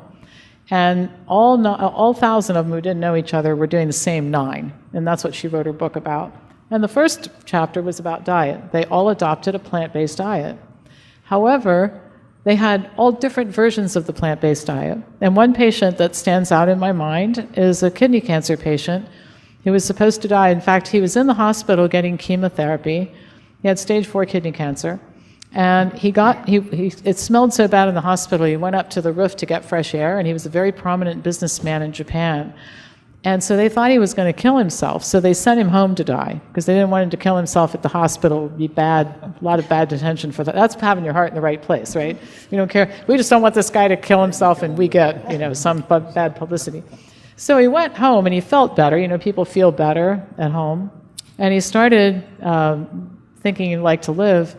And so the first thing he did is start drinking clean water, and then he started eating better. And he started down the path of dietary perfection and said, no, you know what? I think the reason I got this cancer is that I do everything to extremes. I work too hard. So he said, I decided I'm still going to drink coffee. I'm not going to try to be perfect at this diet because my particular problem is perfection. So doing more perfection is not a treatment plan for a person who's dying of perfection, right? So, and that's just one story, but I think that the continuing theme through this book, and it's very instructive because she's the first person to my knowledge who's ever done a study of terminal cancer patients who survived to quantify what they did, which I think quantifying is always a good idea, right? And what you hear in these stories is that everybody's situation was different. People have children, they don't have kids. They've got money to travel, they don't have money to travel. They have parents who will have them move in or not. And so you have all this going on. And so I think the most important thing is basically to say to the cancer patient, there is no agenda. We don't have a list. So what we're going to do is we're going to start figuring out who you are and what's going on and what has gone on and what your resources are and what your risk-taking predisposition is. And I can tell you, I'm a risk taker. So for me to say, I'm not getting traditional treatment, I'm going to jump off the cliff and go fast and do this and that, that might be my list, and somebody else might be horrified. I'm afraid to fast, I'm afraid to travel, I don't have the money to travel. I mean, so again, I think the most important thing, if I had to make a list of things you do with cancer patients, step 1, start listening. That's the most important thing. What happened to you? Tell me that. Step 2, tell me about your life. What are we working with here? What are you considering? What do you think about some of these things? And that's the place to start. And then it just takes you where it takes you. And sometimes, I used to be a sales trainer before I was in healthcare. And everybody wanted me to give them a script that would help them sell things. And I said, there's no script for selling things. You listen to people and you respond to what they say. Right? I mean, I've had a lot of conversations with you guys. Did I sound like I was reading from a script? No, I hear what you say, and then I have something to say. So I think that's the way we help a cancer patient. There's no script, there's no list, there's no agenda. Who are you? What happened to you? What's going on in your life? What are our possibilities? How do you make decisions about things? And a lot of times I just start with, tell me how I can be of service to you. What is it that I can do to make you more comfortable and to help you through this process? And then it just goes where it goes. Yeah.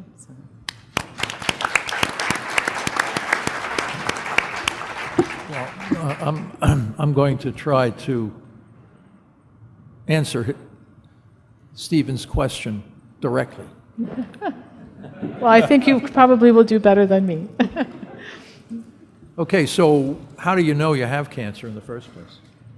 Bleeding, pain, swelling, some lump, a sore that doesn't heal. There's a lot of manifestations. Everybody may have a different manifestation in some organ, stomach, liver, different colon, breast, whatever. So you get, you have someone tell you, looks like something's going on here. Okay, what does it look like? Well, there's some image. Something's amiss. Oh, look at the scan. One thing I will never do is have them take a biopsy, because there's enough evidence in the literature to show that you run a high risk. It's like putting a stick in a beehive, the bees come out. I'm telling you, there's papers in the literature that support what I'm saying. I can share them with everybody. So I don't do biopsies. So, okay, we do non-invasive evaluation. The diagnosis comes, yeah, there's something there. You're coughing blood. Yeah, there's a spot on your lung. Blood in the stool. Yeah, we looked and there's some sort of a lesion on your colon. Okay, take the blood work first. Okay, you're in there. Okay, run me a blood. Let me see every lipid, every protein, everything that I'm looking at, because I use those as biomarkers. First thing I would do is I would scan my lipid biomarkers. What's my triglycerides? What's my LDL to HDL ratio? What are my electrolytes?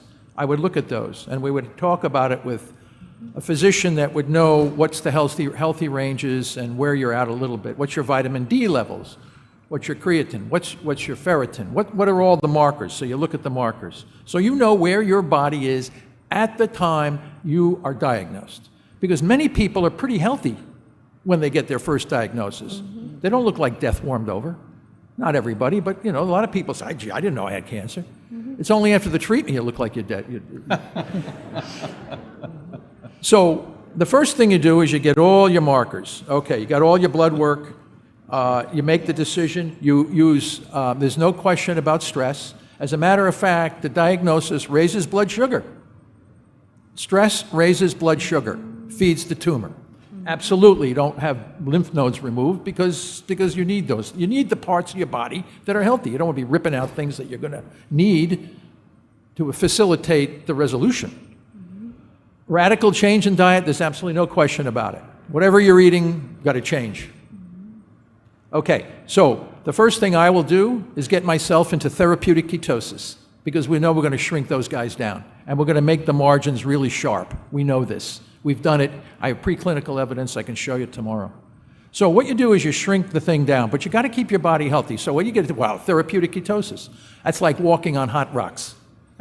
Okay, you are in charge of your own health. You have to know that it's going to require some part of your, you just can't turn your soul over to someone who is clueless on the biology of the disease. You have to know to yourself that, okay, it's going to require some participation on my part. What does that mean? I've done water-only fasting. It's a bitch. It's always easy to tell somebody to do it than do it yourself.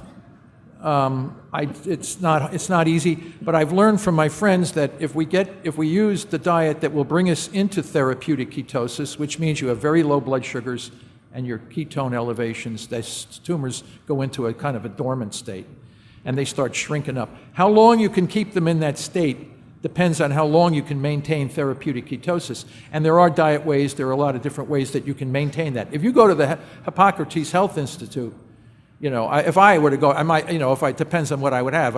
I would have my own glucose ketone meter, and I would know every day where I stand with respect to my therapeutic ketosis. Mm-hmm. Amazon, $38, get the strips. That's a very powerful tool to tell me that I am in therapeutic ketosis. When I'm in therapeutic ketosis, I know for a fact those tumor cells are not going to be growing. Mm-hmm. They're going to be dormant. Now, they're not all going to die, because I told you the glutamine issue. And one of the things that Brzezinski uses is neoplastons, which actually are targeting glutamine. There's a lot of ways you can go after that. I would have to look at my list of drugs that I know that would be able to work together under the condition of therapeutic ketosis, and this is what I would do. And I would battle the disease day in and day out. I might consider not going to work for a while. Yes. Stress is not good. People say, well, I'm under chemotherapy and I'm working every day. Listen, you put yourself at risk. Yeah. That's all. You put yourself at risk. So you want to get your body back into a homeostatic state again. And I agree, these cancers just don't turn around in 3 days. I mean, you've had these things for a long time. So you can get rid of them in time. It's just like you put on weight. All of a sudden, you put on a lot of weight. Gee, wait, well, it didn't happen overnight. You're wearing 150 pounds on Tuesday and 400 pounds on Wednesday. So the weight comes off gradually.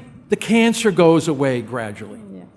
And you just bring your body into a new, healthy state. You don't go into this radical, let's cut it out right away. Let's nuke and poison you right away. No. You have a lot of chances to think very carefully about all your options, knowing how to do this. And this is what I would do. And if I were to go down, I would be going down on my terms. You got it.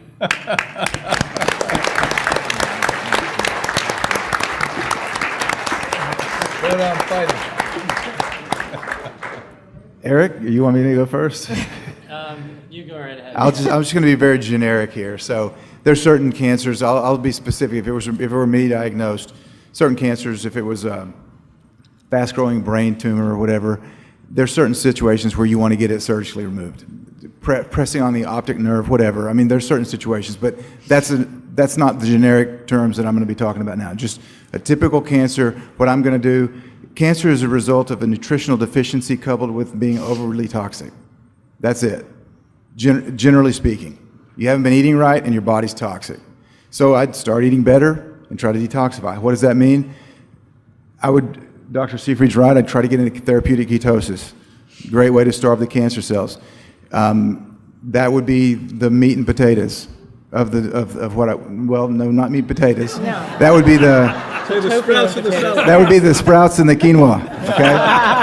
Now, if you don't want to eat meat, you can. I visited clinics in Bangkok and in Phuket, Thailand, where they put their patients into therapeutic ketosis with an organic, raw, vegan, ketogenic diet. So it doesn't have to include meat. You can do ketogenic without eating meat. But I'd get into ketosis. I drink plenty of clean water. What kind of water? I'm not going to get into specifics. We're going to start an argument here, but clean water the best you can. Hydrate yourself, get good nutrition, get plenty of herbs and spices, and get your body into ketosis. The detoxification part, sweat every day. How many people don't sweat every day? In the wintertime, okay, Brian said he sits in a sauna every day. I do too. 45 minutes in the sauna, I sweat like a pig. You got to detoxify through sweating. That's one way you can do it. Another way that you can detoxify is through your lymphatic system moving. You've got a rebounder, very simple, little mini trampoline, jump on it 20 minutes a day. There's not an exercise in the world that stimulates your lymphatic system better than a rebounder. So that's detoxifying. And then the emotional detoxification as well. Forgive, love, try to not carry emotional baggage, try to not be angry with people and you're always stewing and mad. It sounds easy. Sometimes it's not as easy to get there, but that's what you need emotionally to detoxify. That's what I would focus on to start with.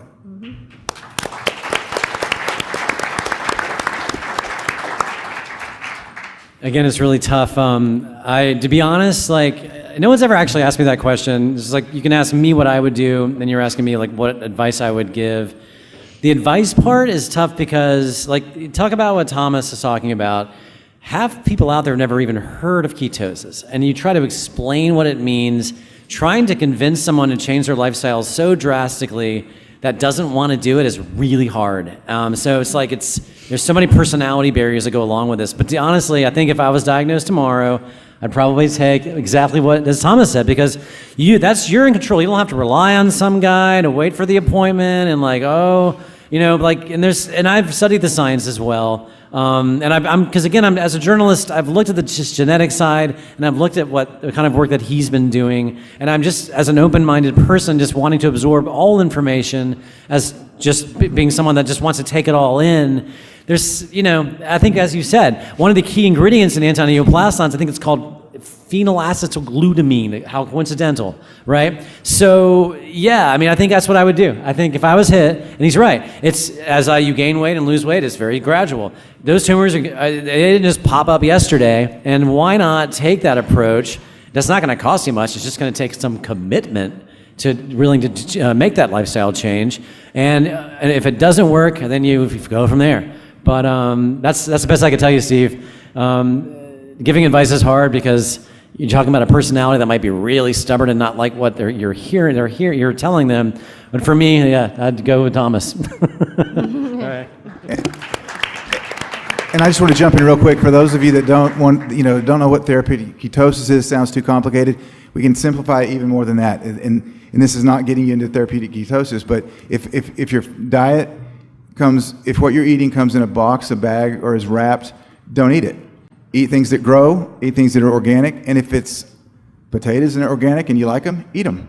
If it's sprouts and they're organic and you like them, eat them. If it's tomatoes, eat them. If it's radishes, fine, eat it. Peppers, eat it. If it grows, it's real food, eat it. And that literally, raise your hand if you've had something today that was packaged. Even in here, I guarantee we've got a lot of people that have eaten packaged food. Just eat real food. And don't worry about ketosis or anything. Just from a simple perspective, start eating real food. A lot of people's health will turn around. I real quick, sorry, Steve, interviewed a lady in one of the Asian countries that I went to. She had breast cancer. She was diagnosed with late-stage breast cancer. They had to get her into chemotherapy, but they had to do some things first before they could get her in. It was like 30 days before they could get her started. In the meantime, all she did was started juicing and eating organic raw food. 30 days later, she went back for her scan and her breast tumors were gone. Oh, sure. Before I forget, there's two films that I hope all of you listening around the world and in the room will see. One is on YouTube called Dominion. Yeah. And if you haven't seen this yet, I'd strongly advise you see it, Dominion. And the second is Fasting. I know that it's on Amazon Prime, but probably other places. And that will sort of explain two areas that will better inform you about the short conversations we're having here. I'm going to say one more thing that just for fun, like the whole issue of ketosis, it was partly my wife and I reading some of your work. We decided to go into ketosis just for the hell of it. Seriously, like. For a weekend? No. Well, we did as long as we could.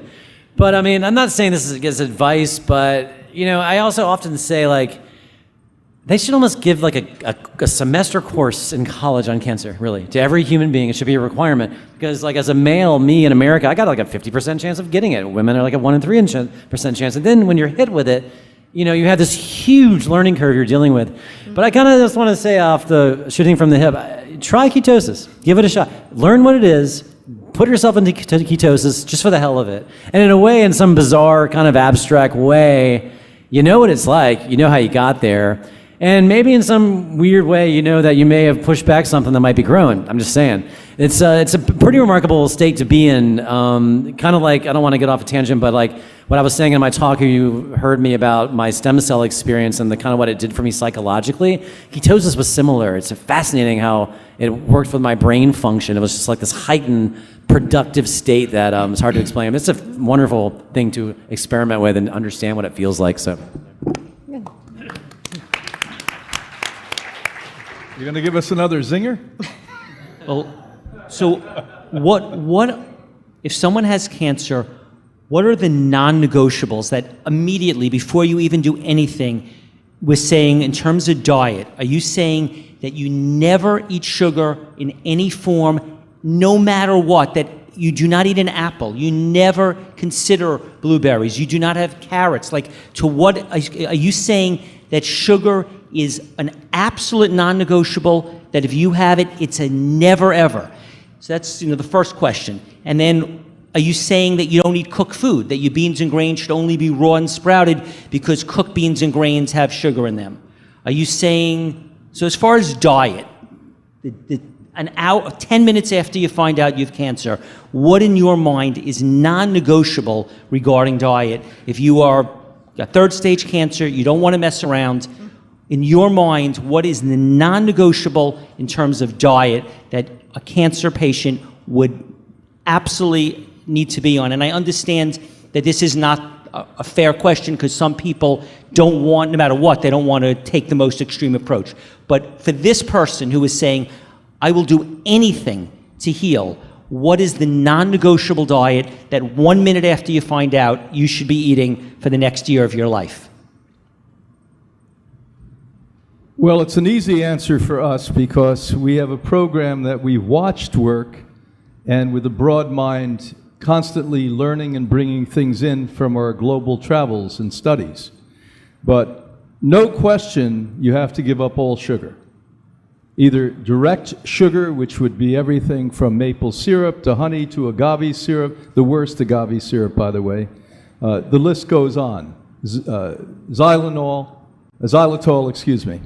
Number two, you're exactly right, that grains break down to sugar, so it's sort of a closet case that would bring about a sugar condition anyway. So that's going to create a problem.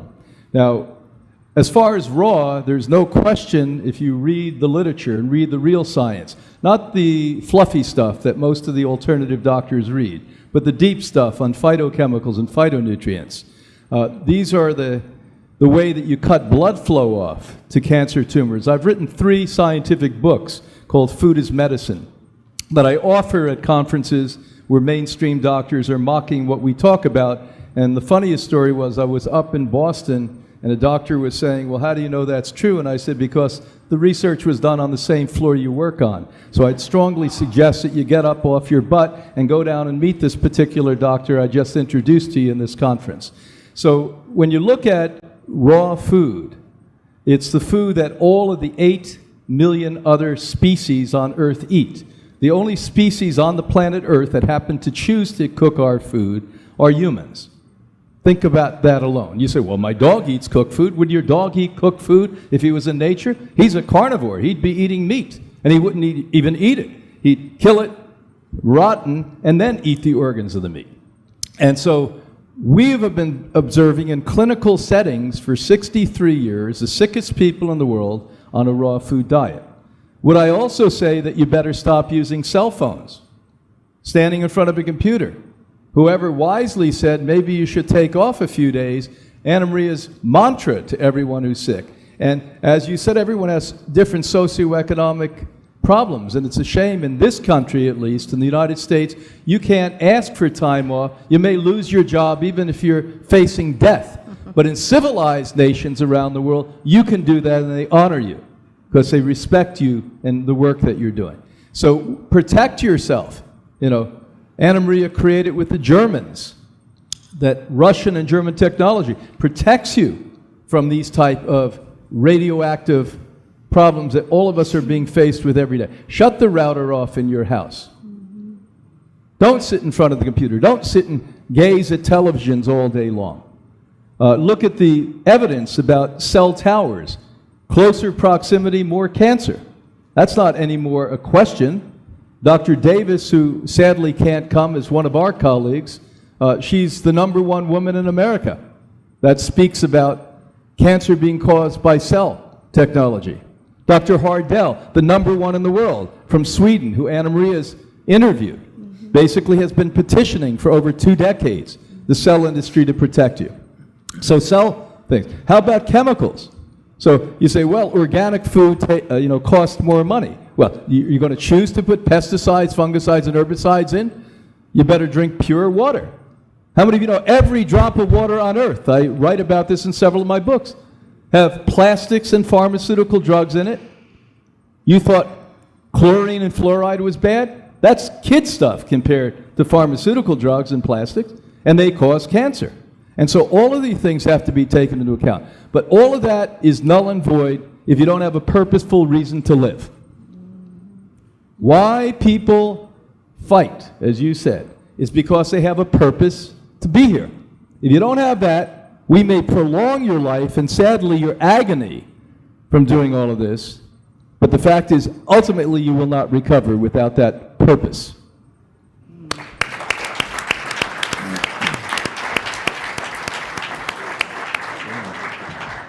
I think the non-negotiables on diet, I guess I would respectfully have a different opinion about some of these things.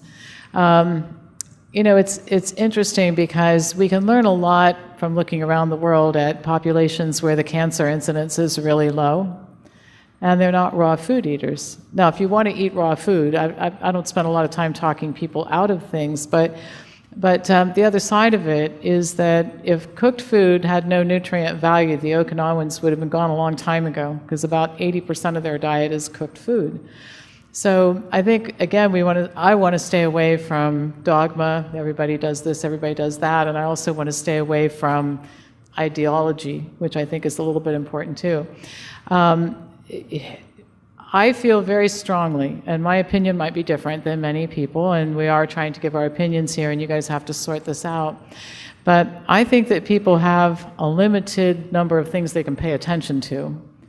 And when we use up our compliance genes on things that sometimes make little difference at the expense of things that make a big difference, I think we lose people. And that's an important thing to consider. Okay, so I've looked at some of the evidence on cell phones and that sort of thing. A lot of correlation without a cause and effect relationship established. And I said this afternoon, if we made our decisions based on correlation, for those of you who didn't hear it, I'll repeat it, in societies where more women are getting driver's licenses, the breast cancer rate's going up. So we obviously should take driver's licenses away from women as a breast cancer reduction strategy. Okay, we're not going to do that. Here's another one, and it's true, I can prove it to you. In countries where there are more phone poles being erected, there's an increased risk of heart attack. So do not buy a house near a phone pole. Okay, now, nobody would act on that, right? And the reason is because these are markers for things. And I think it's really very important that we look at correlation versus cause and effect relationship. And then if we do that, we end up with a shorter list of things to do that might be doable by more people. A lot of people, I think, benefit from coming to Hippocrates, and it's a wonderful place to go. A lot of people can't do that, and they're going to have to do something in the environment that they live in. So for people who are out there watching this, who are saying, I really don't have the option to disconnect the router in my house because my kids can't do their homework, and I can't fly to Florida for 3 weeks or a month or whatever to spend time at Hippocrates. I think we could really make a lot of people feel more helpless than they feel at the medical center, at the university, if we don't dial this back just a little bit to talk about what people can do and make them feel empowered in their own environments. So I support a lot of what's being said here, and I think everybody has to make their own decision, but I'm the compliance dissenter, because people have to be able to follow through and do the things that we're talking about. Not for a week, not for 10 days, but for a long time. And that has to be factored into the decision making. So I just thought I should insert that. So the question is, what is the non-negotiable, basically, Steve? So make it simple. It's got to be organic, and don't eat GMO food, right? So if you know it's genetically modified, don't eat it, which pretty much eliminates about 95, 98% of anything that's on the shelves, right? Right to start with. So if you can't pronounce the ingredients in it, don't eat it, right? So eat organic, eat non-GMO, and eat what you like. Eat what tastes good to you. If it's growing from the ground, God made it, it's probably pretty good for you. Nature's medicine's everywhere. It's in foods, it's in herbs, it's in roots. And if you don't want to eat meat, that's fine. Be sure that you get your protein and other nutrients from something else. If you do, I eat meat, but it's organic, grass-fed beef if I eat it. If it's salmon, it's Atlantic, wild-caught. If it's the eggs, it's pastured organic eggs. So if you like those, eat them. But make sure it's not GMO, it's organic. And try to eat, like Dr. Mercola said in our last documentary, eat real food.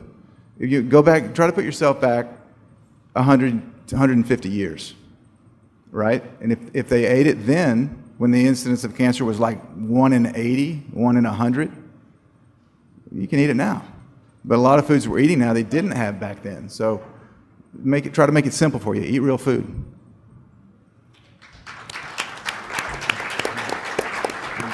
Yeah, well, I think the sugar issue is a problem. It's very hard to.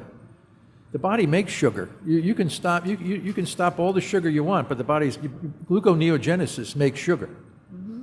All right. So and if you eat a lot of meat, the amino acids are converted into glucose. Mm-hmm. So I agree with the raw food. Just eat little of it. Good raw food in lower amounts, I think will be the best approach. Some people say, well, I got to eat a lot of meat now because I'm not eating sugar. That's not good. But eating whole vegetables may not be good either.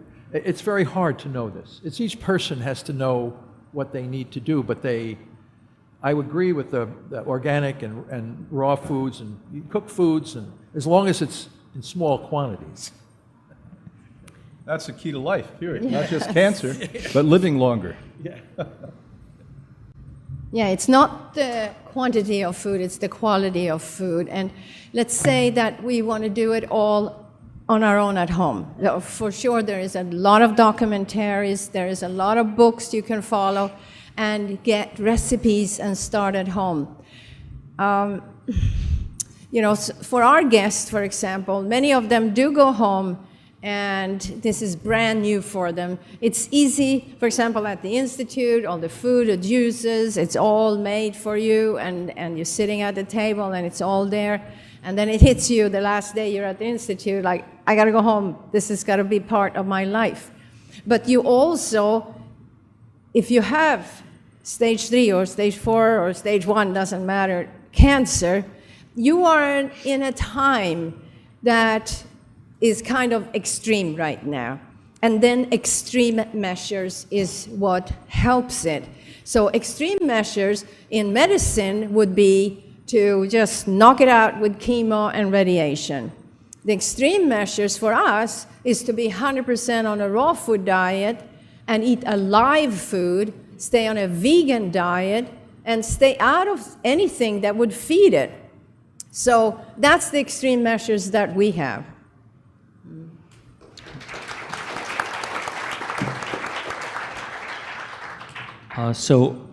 Professor Seyfried, you were saying that glucose and glutamine are feeding the cancer cells. So if we can construct a diet so that we don't get glucose, what can we do to stop putting glutamine in our body and get it out? You can't do it. That's the part. You can't do it. It's not possible. So because the glutamine is the most abundant amino acid in the body, and it can be made from other sources. It's called non-essential. So your body makes it. You can make it from glucose, as a matter of fact. Even plants, you get glutamine from. Yeah, so it's not, we need drugs, unfortunately. But the drugs can be specific and in low dose, as long as it's working with all of the other things. So there's no way in the diet you're going to target glutamine. So, As far as I know, it's just, glutamine is such an important amino acid, part of the urea cycle, you know, it's part of our immune system, our gut needs glutamine. Glutamine is and the cancer cell needs glutamine. so in the last 500 patients that you're aware of who followed this protocol, what happened? Were they able to do better than traditional cancer patients by following this no glucose, glutamine? No one has done this. It hasn't been done. We were the first to try it on a brain cancer patient, but we used chloroquine and EGCG, that's the green tea extract.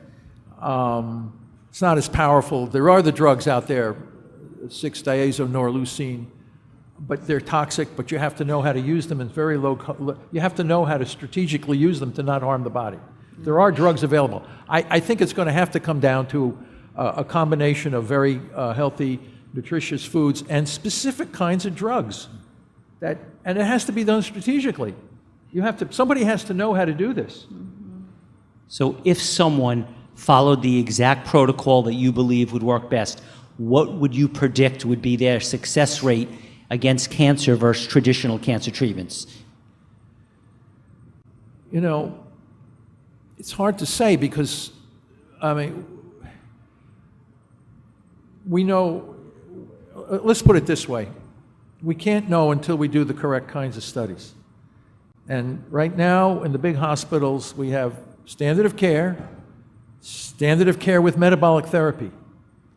Metabolic therapy includes targeting glucose and glutamine, maintaining the correct nutritional balances that you need. And the missing group from all of the studies that have been done, to my mind, is the key control group with metabolic therapy without standard of care. Yeah. And that's the missing group. They're hard to find. And you can't get anybody to do it. No hospital will allow it. Right. So the very organization that needs to be involved with this is part of the problem. And without that group, we cannot answer specifically your question. The only way that it could be done is to do what Dr. Esselstyn did with heart disease, which is basically people go to him who are volunteering. They're saying, I don't want any more drugs, I don't want to have any more procedures, I'm going to do what you say, and then he's followed them for 32 years. And that's the only way I see it happening. So we're starting to do that. We're starting we're enrolling cancer patients in a survey program to track them and their decisions so that someday, probably after I'm long gone, we'll be able to answer that question. But you're right, because it's considered unethical to not give patients treatments, even if they don't work, if it's the standard of care. So you can't have that control group. Well, then we have to come to the changing of the policy. And that what I'm doing is writing case reports and publishing them in the literature, which allow physicians to look and say, maybe we should do this on a bigger scale. And that's one of the ways we can, because you got to break the system the way it is, because it's not working for so many people. And I think we need the groups, and the scientific evidence is there. It's not like this is all unknown. I mean, there's thousands of research papers to say that this will work. It's just that it hasn't been done. And who pays for this? Right? When you do a clinical trial, there's a lot of issues. You have to have a hospital that buys on. You have to have a sufficient amount of money to pay the physicians, to recruit the patients. Who wants to pay for a possible therapy that may not generate the same degree of revenue that other therapies generate? Right. That's the problem. Right? So I had a patient, when I gave a talk at a hospital up in Michigan, Sparrow Hospital actually, and I was telling people this, and one of the radiation guys gets so angry he wanted to leave. And I asked him later, I said, why are you so angry? He said, well, if this stuff you're talking about, we're going to have to close half the hospitals in the country because radiation generates so much revenue, it keeps the other processes going. And I said, what the hell? I don't know how to address that. Right. So this is, Can you're you up against imagine a revenue generation system as well. We devalue human life to such a point. What happened to these young doctors? I mean, I don't know a doctor that did not get into it for the right reason. When you're 18, 19 years old, you don't say, hey, I want to go through 12 years of education to make a fairly poor salary. They did it for the right reason. But somehow that whole process. I had in my office 4 years ago a former dean, and I won't name the school, of a major Ivy League medical school. And his wife had come to us in reverse liver cancer. And he came in and he was so, elated that we healed his wife. And after he talked for about a minute, I said, number one, how long have you been married? And he said, 38 years. I said, okay. I said, have you learned to respect your wife? Oh, yes, I respect her. I said, then how do you think I healed her? Go out and hug her. She healed herself, and you should be lucky because God forbid she died, you wouldn't know what to do. And he finally laughed. He was first offended, and then he laughed. Then he was walking out, and he said, I'll do anything to help you. And I said, no. I said, wait a minute. Come and sit down. And I said, what happens when you're training oncologists? Is it intentional that you get people to immediately act on the protocol? And he said, yes. He said, if we give anyone, a patient, time to think about what happened with their father, their mother, their neighbor, their cousin, through the treatments that we're offering, most people would back out of it. So I heard it from the horse's mouth, to say. Number two, one of my team members, Dr. Maharaj, one of the most notable stem cell doctors on the planet Earth. He and I have had the conversation about glutamine, and he suspects that in the future, he's not quite sure, he's playing with it now, there's ways to overwhelm the glutamine with fresh cells, stem cells. And he's more so focused on the brain because glutamine is a critical part of brain function at this point. And too much glutamine in the brain equals what? Alzheimer's disease. So it doesn't only create cancer conditions, there's a whole, and I think we're going to learn more as time goes on with these things. So possibly stem cells will be an answer, but at this point we don't know that. Eric.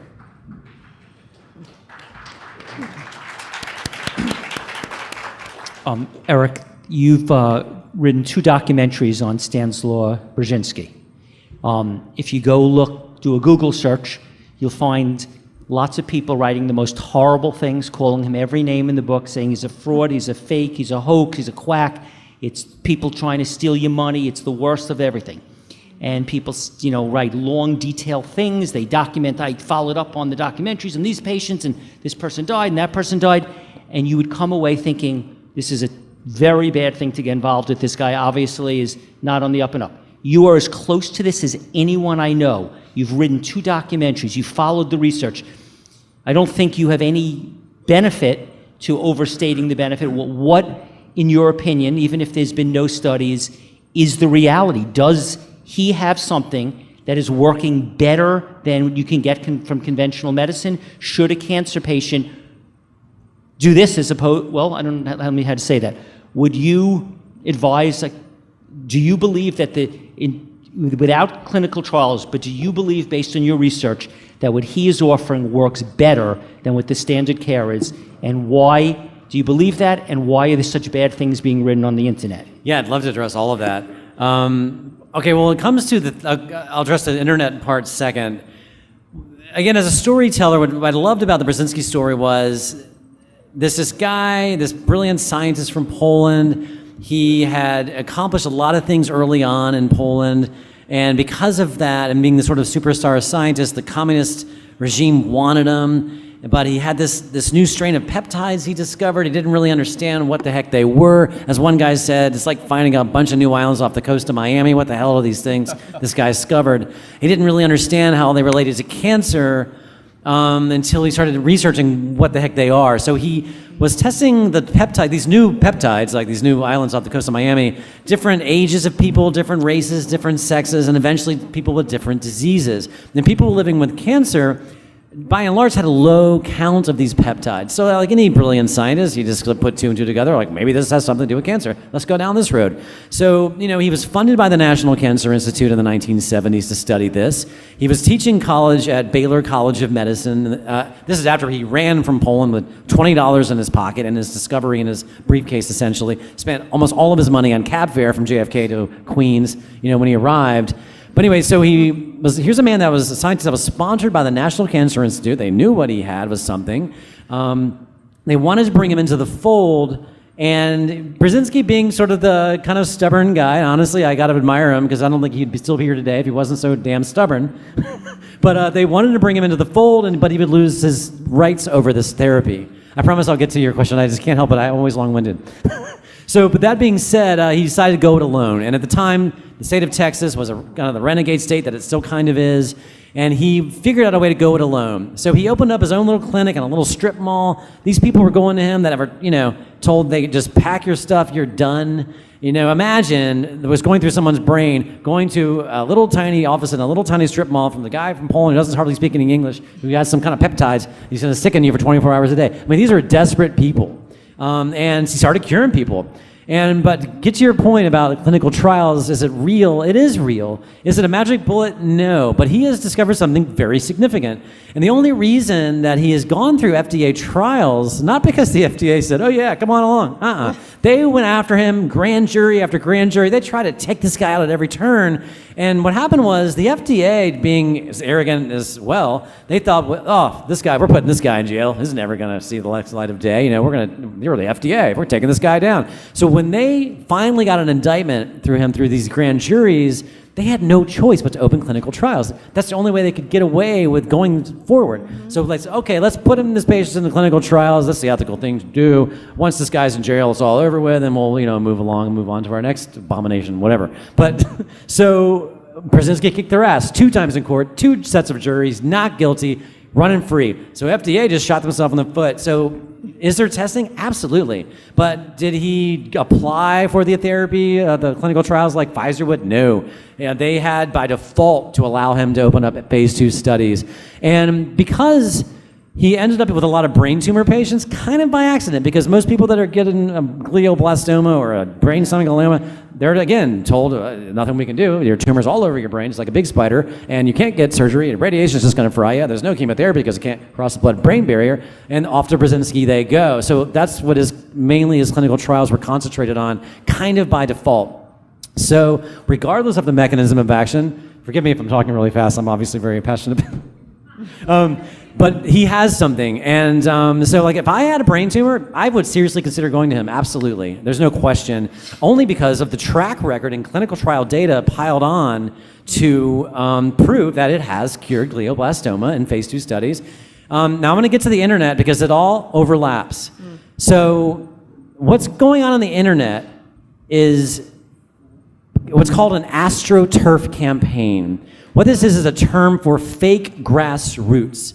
This was spawned originally by the cigarette companies. In the late 90s when the government took them to court, and these guys are running around going, nicotine's not addictive, are you crazy? I don't know what you're talking about. And they had all these smokers' rights group that popped up out of nowhere. People think, oh, look at all these smokers asking for their rights. No, the tobacco companies created these groups. And I'm honestly in a weird way kind of flattered that my Brzezinski movie was so famous that it became this viral hit that they had to call out the big dogs. So they control these AstroTurf groups. They call themselves things like the Skeptics for the Protection of Cancer Patients and all this ridiculous names. These are like 4 guys, kind of like, I'm sure you heard with like the whole election, like the Twitter farms coming out of Russia. You ever heard about all this? It's the same idea. You have a group of guys that understand this, understand how to create up multiple Twitter accounts, multiple Facebook pages, blogs, and they make it seem like there's this big movement, like all this activists. It's complete nonsense. It's like 3 guys that are paid quite well by the industry. They're like top dogs. This is what they do for a living. These same guys were hired by Pepsi Cola. These are the same guys that went after the Vaxxed documentary. Same guys. These are the same guys that support Monsanto at every turn. If anybody goes after Monsanto, these guys come in and they confuse everybody. They hijacked all of the Wikipedia pages. They took 3 Brzezinski Wikipedia pages, Stanislaw's page, personal page, his clinic page, and his company page, merged them into one, and they control it. They own it. You try to change it, forget it. I'm deathly afraid of having my own Wikipedia page. I don't know what they do to me. I'm so happy. I'm saying this now in the Labcast. They're probably busy right now watching me, and I'm going to have a Wikipedia page up tomorrow. But I'm telling you, it is the stuff on the internet is so hard, man, because you don't know what I know. You go to the internet, you look up Brzezinski, you think this guy's like a murdering lunatic. And the thing is that's what he has threatened. He is really a threat because it's whether or not you believe in it or whatever, or whether or not believe in the methodology, the reality is this is a pharmaceutical grade, patented drug that has completed phase 2 clinical trials overseen by the FDA that one man owns. And here's the big kicker. You ready? Give me 1 more 2 minutes. I was so close to this story with the whole Axelrod thing ties in. So he's in phase 2 studies. He cures what's called a DIPG, a diffuse intrinsic pontine glioma. This is an extremely rare tumor that happens in children, and only 400 children in the United States get this tumor, maybe 40 in the UK. 90% of the kids that have ever been diagnosed with this in the history of humans are dead at 2 years. There's not a single walking survivor that I'm aware of. If you guys know one, please that is walking around today with a DIPG that has made it past 5 years, period. Except for where? Brzezinski's clinical trials. And there are not a huge amount, but there's not a lot of them. But about a 30% cure rate, roughly, depending on the trial. That's huge. These kids that were kids now have their own kids. But because of the incredible success with this one tumor type, this is where the rubber hits the road, guys. You ready? You think the David Axelrod story was heavy? Listen to this. So here he is, forced, the FDA was essentially forced, no choice. Okay, we got to give this guy permission for phase 3 randomized studies. We have no choice. So Brzezinski was faced with a couple of tasks. I need like $150 million to freaking pay for these things. Like he was saying, these things are not cheap.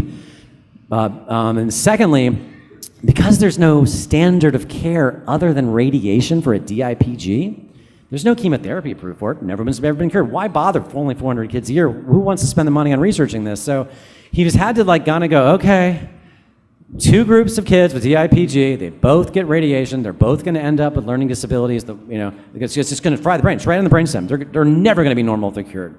And they add antineoplastons to one group. What else can I do, Eric? You know, we had a long conversation. It's not that I am just a journalist, but I have no choice. And all of his supporters are like, you saying you can't give radiation? It's like, this is the FDA, guys. We have no choice. Unfortunately, these kids are going to have to make the fall to save a lot more kids later. It just sucks. And, you know, what are you going to do? So he gets past that obstacle. Now it's time for the hospitals. You ready? Every single children's hospital in the United States of America and Canada and England, St. Jude's, Boston Children's, you name the children's hospital, you think of it, they said, nope, not on our property. We're not doing these trials.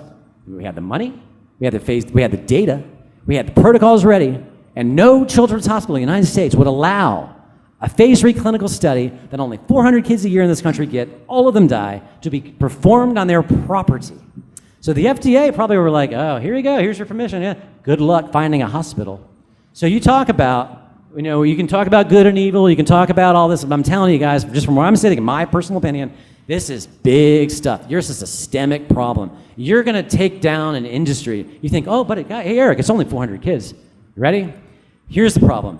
You go through these studies and he cures a couple kids, say. You're gonna get it approved. You're gonna get it on the market. The problem lays here. This is what Axelrod was getting at. This is what everybody, if you really spend enough time with this, is where it comes down to. You think, oh, it's just 400 kids a year. Once you approve anti-neoplastons for anything, even a rare brain tumor like brainstem glioma, nowadays, if you or I or anybody in this audience get cancer and you say, I know about chemo and radiation, but I'm also aware of this anti-neoplastons thing. I've watched this documentary this guy Eric did, or my uncle's blah, blah, whatever. If you have the money, and even if Medicare and your insurance won't pay for it, you can insist off-label to get it. And if you have stage 4 pancreatic, I want anti-neoplastons. I don't care if it's approved brain tumors. I want it. I'm going to pay for it. I'm a millionaire. Who cares? So what I'm saying is, can you imagine what the industry would do if everybody lined up and had fundraisers and said, screw you, chemotherapy. I'm going for anti-neoplastons first, and I'll deal with you chemotherapy later if this fails. That's where we're at. And that's what Brzezinski threatens. So is it a magic bullet? No. But what I love about the story is, and I really respect everything you guys do, and there's everything to be respected, but just from a storyteller, Brzezinski is really an anomaly. I mean, the fact that he's still around is amazing. Pharmaceutical grade, true competitor to the industry. Everybody that's sitting up here also competes, but not like that. He's got the ammunition to take him down at the market level, and that's what they're afraid of. And the AstroTurf campaigners will come out, they will scare you, they will do everything. And in fact, I wouldn't be surprised if they had something to do with scaring the shit out of the hospitals. Because think about it. And why would the hospital go out on a limb? Why would any of them? To be destroyed by this industry, but for just doing the right thing. Okay, we'll do the clinical trials. And so I'll stop talking in a minute, but there's one thing I was going to say. But yeah, anyway, I'm going to stop right there. So obviously, Brzezinski thing is very passionate for me, so yeah. So I want to know how we get the bots working for us. I wish I could tell you, I know, it's tough. Because what you guys are doing is so out of the box. Like as he was saying, who's going to pay for a clinical trial based on a dietary adjustment? And Brzezinski, at least you kind of get it because it fits within their box. Mm-hmm. This is, you guys are at an uphill battle. I mean, it's about education and it's about, I don't know. I really wish I could answer that question for you. Yeah. When we were attacked a few years ago, we actually had people in Washington. There's 500 of us, a target. I'm sure you're on the list. And yes, I am. I know I am, actually. The cola industry, the Pepsi-Cola industry, food industry, and the pharmaceutical spend approximately $80 million a year just on attacking this industry. So that was revealed to us. And the average innocent person who believes the internet is all factual and true doesn't know that. They actually went as far as saying that Anna Marie and I kill babies. Even if you like me, if you think I kill babies, you won't like me anymore.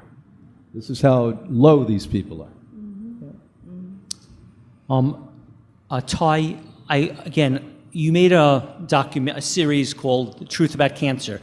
It wasn't one part, it was like 7 or 8 parts. Each was like, I don't know how long, an hour, 2 hours. It was really long. It's really intense.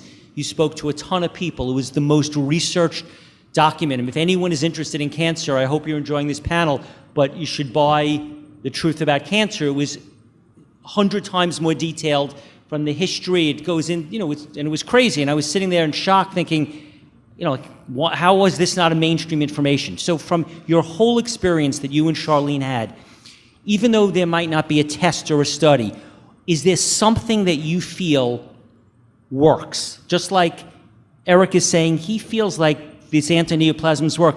Was there something in your travels with all these doctors and all over that in your gut, even if you don't have a study to prove it, that you're thinking you feel in your gut, if it was properly studied, would certainly show up as a better treatment or more effective treatment than the standard of care right now?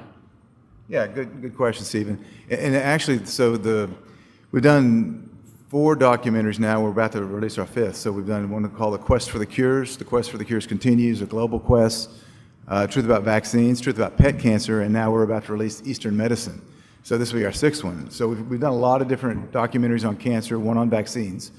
And just one that just jumps out at me, not necessarily the best one, but it's the therapy that Dr. Nicholas Gonzalez used to use here in New York City. So Dr. Gonzalez, God bless him, he's rest in peace. He died a couple years ago. He was a good friend and he was a scientist among scientists. I mean, he was just a researcher, a medical doctor, Columbia, Sloan Kettering. He was just, he had impeccable credentials, and he just was a researcher. And he learned about this dentist in Dallas, Texas, that was using a therapy that was healing cancer patients, named Dr. Donald Kelly. He'd actually healed his own pancreatic cancer with this treatment. So Dr. Gonzalez went down to Dallas to show that Dr. Kelly was a quack. In the interview that I did with him a few years ago, he said they went down, he and a group of physicians went down to show that Dr. Kelly was a quack. And they started examining his patient records. And Dr. Gonzalez personally examined over 10,000 of his patient records. And he realized after examining 10,000 records that he was actually healing over 90% of his patients when it comes to 5-year survival. 90%.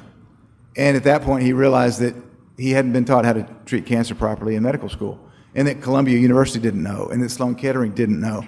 And he adopted the Kelly protocol, turned it into the Gonzalez protocol, which is based upon using a lot of proteolytic, which is protein digesting enzymes.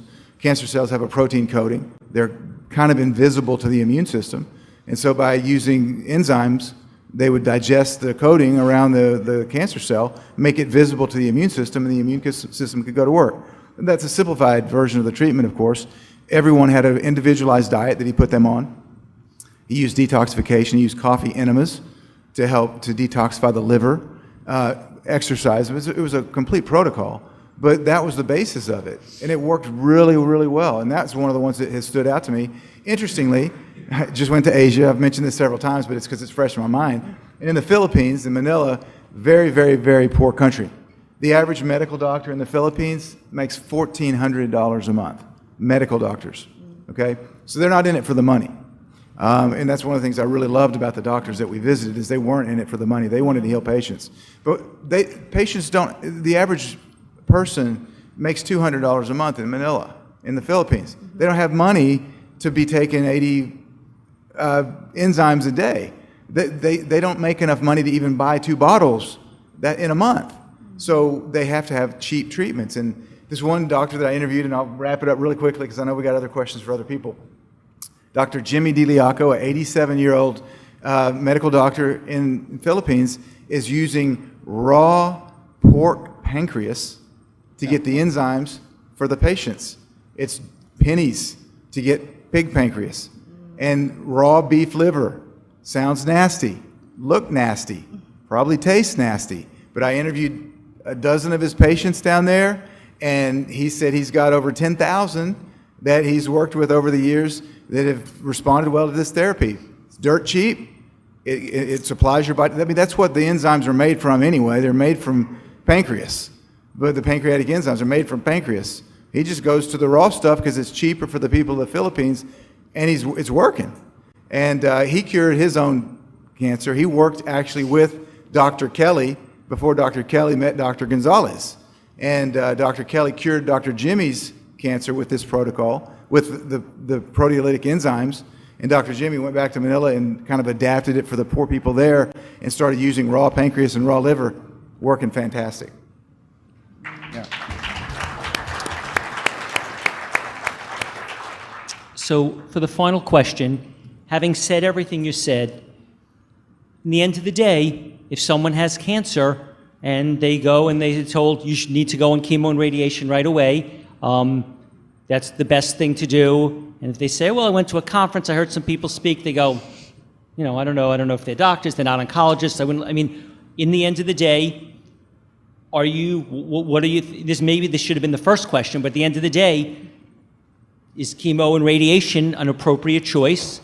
Sometimes, never, most of the time. Like, if the standard of care is chemo and radiation, and someone's very smart, very confident, very strong-willed doctor says you should go on it immediately, what would you say to someone about who said that? What would you say to someone who received that advice from their doctor? Well, I think the first thing is it's important to help people learn how to communicate with their doctors differently. It's been stated a lot of times, the doctor works for you, but patients don't understand that very well. And so one thing, we role play with people. You're going to go back and see your oncologist, and he says you need to start treatment on Friday, next Friday. So ask him, what would happen if you waited a couple, 3 weeks, because you need some time to organize things and figure it out. The less you say, the better, because they get apoplectic if they think you're going to do something else, right? And here's what it's very interesting because this has happened on numerous occasions. The person says walks in, the doctor says, got to start next Friday. I understand, doctor, but I have some affairs to get in order and some things to check out and that sort of thing. So if I waited until 3 weeks from next Friday to start treatment, what would happen? Well, I think it's better if you start next week, but okay, so now we're saying 3 weeks from next Friday, so that would be the end of February then, right? The story changes when people bring that up. So I think that's the first thing is to teach the patient to have a constructive dialogue with the doctor. Another thing is I would like to see studies on the treatment you're recommending and outcomes for patients, published studies. And I want to review them. Well, what they're going to do is come into the office and we'll help them review them.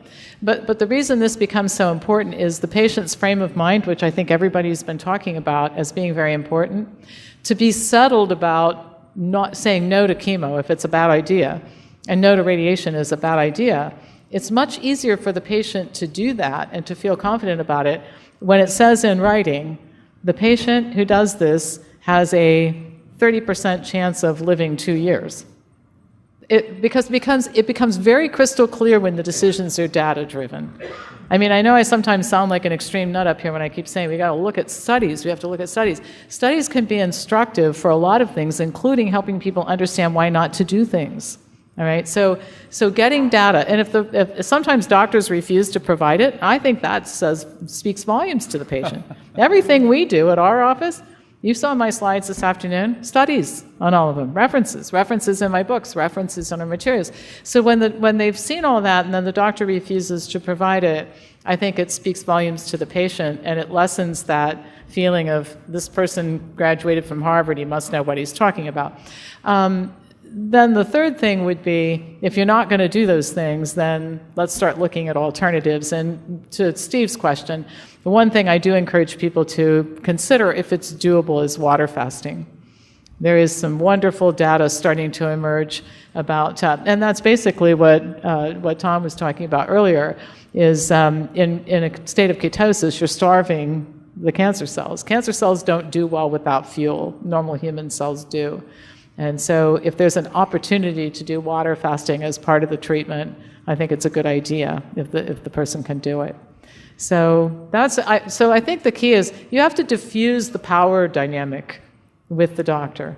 And I don't think that it helps sometimes if you try to disconnect people from doctors because the family gets really apoplectic then.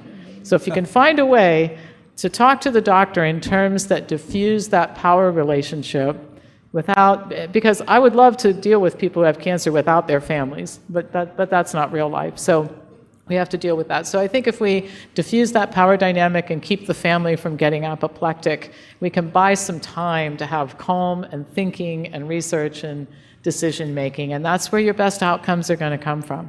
And by the way, that's the way best outcomes come from anything.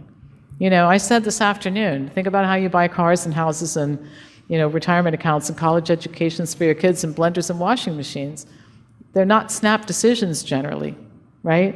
You take time to think about it and consider. So if you can just get people to buy this the way they buy everything, we could solve a lot of problems.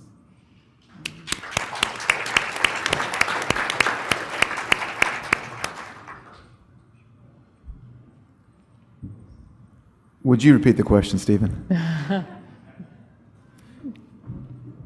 If someone was advised to get chemo and radiation by their doctor,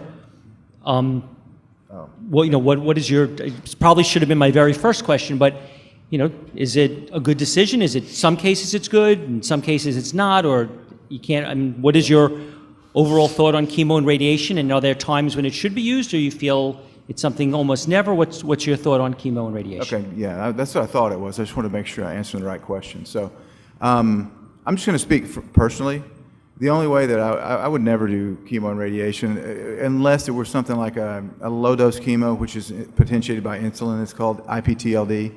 That's a very, very low-dose chemotherapy that doesn't have the side effects. And a lot of doctors in Asia are using insulin to not only potentiate chemo, but also quercetin or resveratrol or turmeric. I mean, they're using insulin to potentiate a lot of different substances into the cancer cells, because cancer cells they use insulin kind of as a Trojan horse to get a substance into the cells. So that would be the only time I personally would do chemo. I would never do radiation, but that's just me personally. I believe that cancer is a symptom. See, the problem is that we treat symptoms and not the causes. And so you have a tumor, we want to shrink it, and we want to cut it out, we want to radiate it, we want to put in some chemo just to make sure that it stays small. The tumor is your body telling you that there's something wrong. But we don't treat the root cause anymore in the United States, at least. We treat the symptom. And so we feel like if we've shrunk the tumor, that we've done a good job. The reality is that whatever the underlying problem is in your body is still there. You just shrunk the tumor.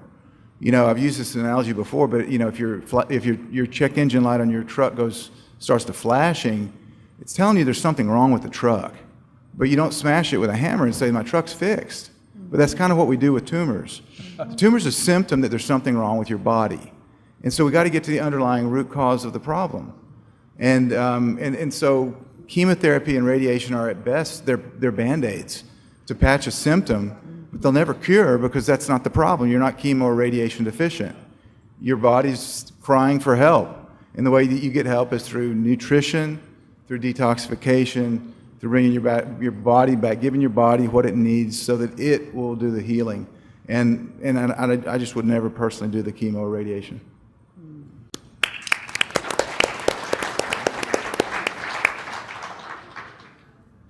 So a lot of people think they find maybe a little lump, let's say in the breast, and they think that magically it will go away by itself.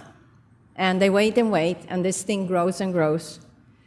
And it would be this magic pill to take chemo or radiation to make it shrink and make it feel better and make you feel like you did something. And that is, there are times when that is needed, but it's really also a fool's game, because the tumor, the cancer is there. Like Ty said, yes, it's smaller. You look at the X-ray and it's like, yeah, it went from 7 centimeter to 3 centimeter. What the heck does that mean? It's there. So you kind of feel like you're buying time, and now I can maybe get on the lifestyle and start doing really good things for me and get rid of the rest. But I have, at that same time, I have deprived my whole system to fight on its own. And now, when I've Now my cancer, it was big, it's a little bit smaller, but now my immune system is deprived, and now I want to have it worked 100%. And so now I'm going for lifestyle. You need a lot more work now because you did the chemo and then radiation than you did ever before. So it is a tough question because we all want to see things shrink in a hurry, but it's not happening like that. If we come, for example, I just talked to a guest before we left. She came, she stayed 6 weeks with us, and she had a lump in her breast. She had an x-ray, and that's gone. And that's gone in a very short time. And she's very happy. Is the cancer all gone? That we don't know, but you keep doing. That's why you stay on a 100% raw food diet, and that's why we found with people that are working in this field with raw live food too, that for the next 2 years, you just stay on the course. And you know, all this testing that we keep doing with CAT scans and PET scans, which brings so much radiation. What were we afraid of with Chernobyl and Fukushima that's still leaking actually? What were we so afraid of? Because it causes cancer. What happened in Chernobyl was thyroid cancer and many other forms of cancer, of course, leukemia, lymphoma.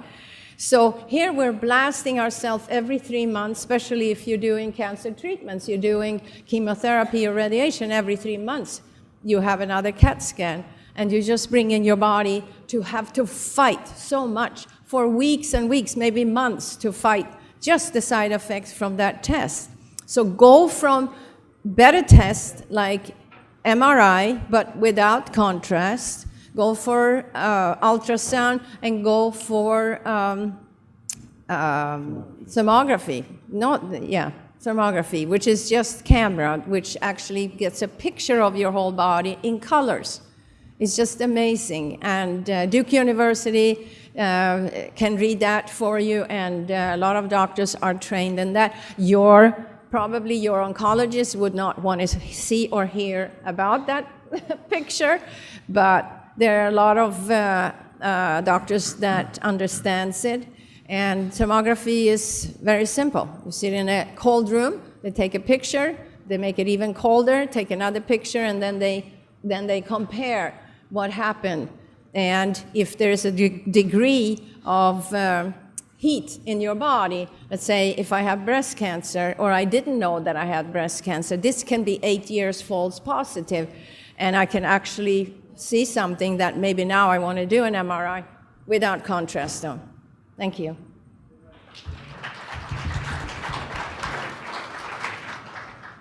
This is the most serious question you've asked tonight, and people sitting here in this room in New York in January, and people listening around the world today, live streamed, as well as over the years to come, I want to be very clear that this is something that you've got to think a lot about and you've got to learn a lot about. Now, these are undeniable facts. Let's give you the facts to you. Chemo and radiation weaken the immune system and precipitate cancer. That's a fact. That's not my opinion. I don't need medical literature to see it, although I've read thousands of studies that say that, because I see it.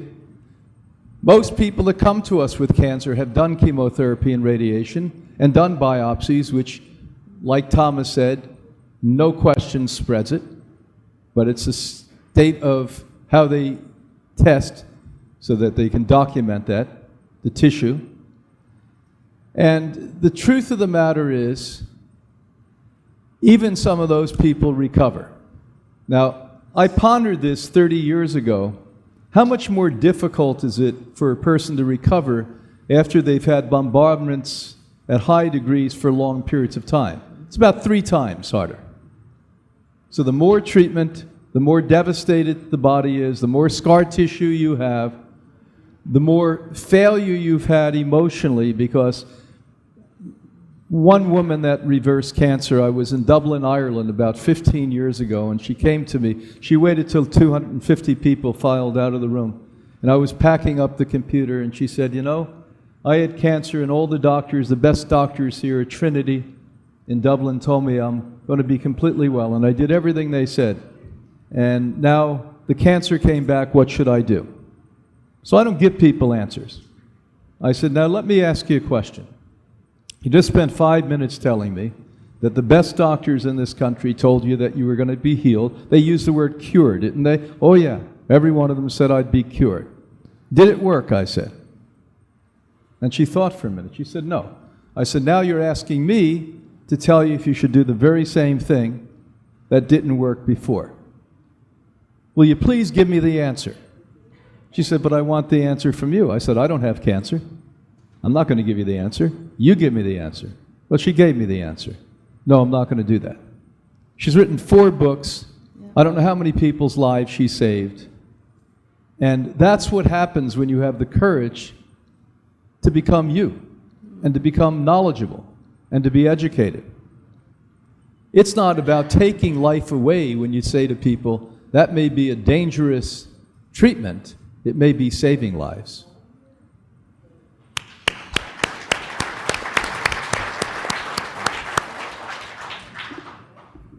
Well, I know it's getting late, and I don't want to go on about this.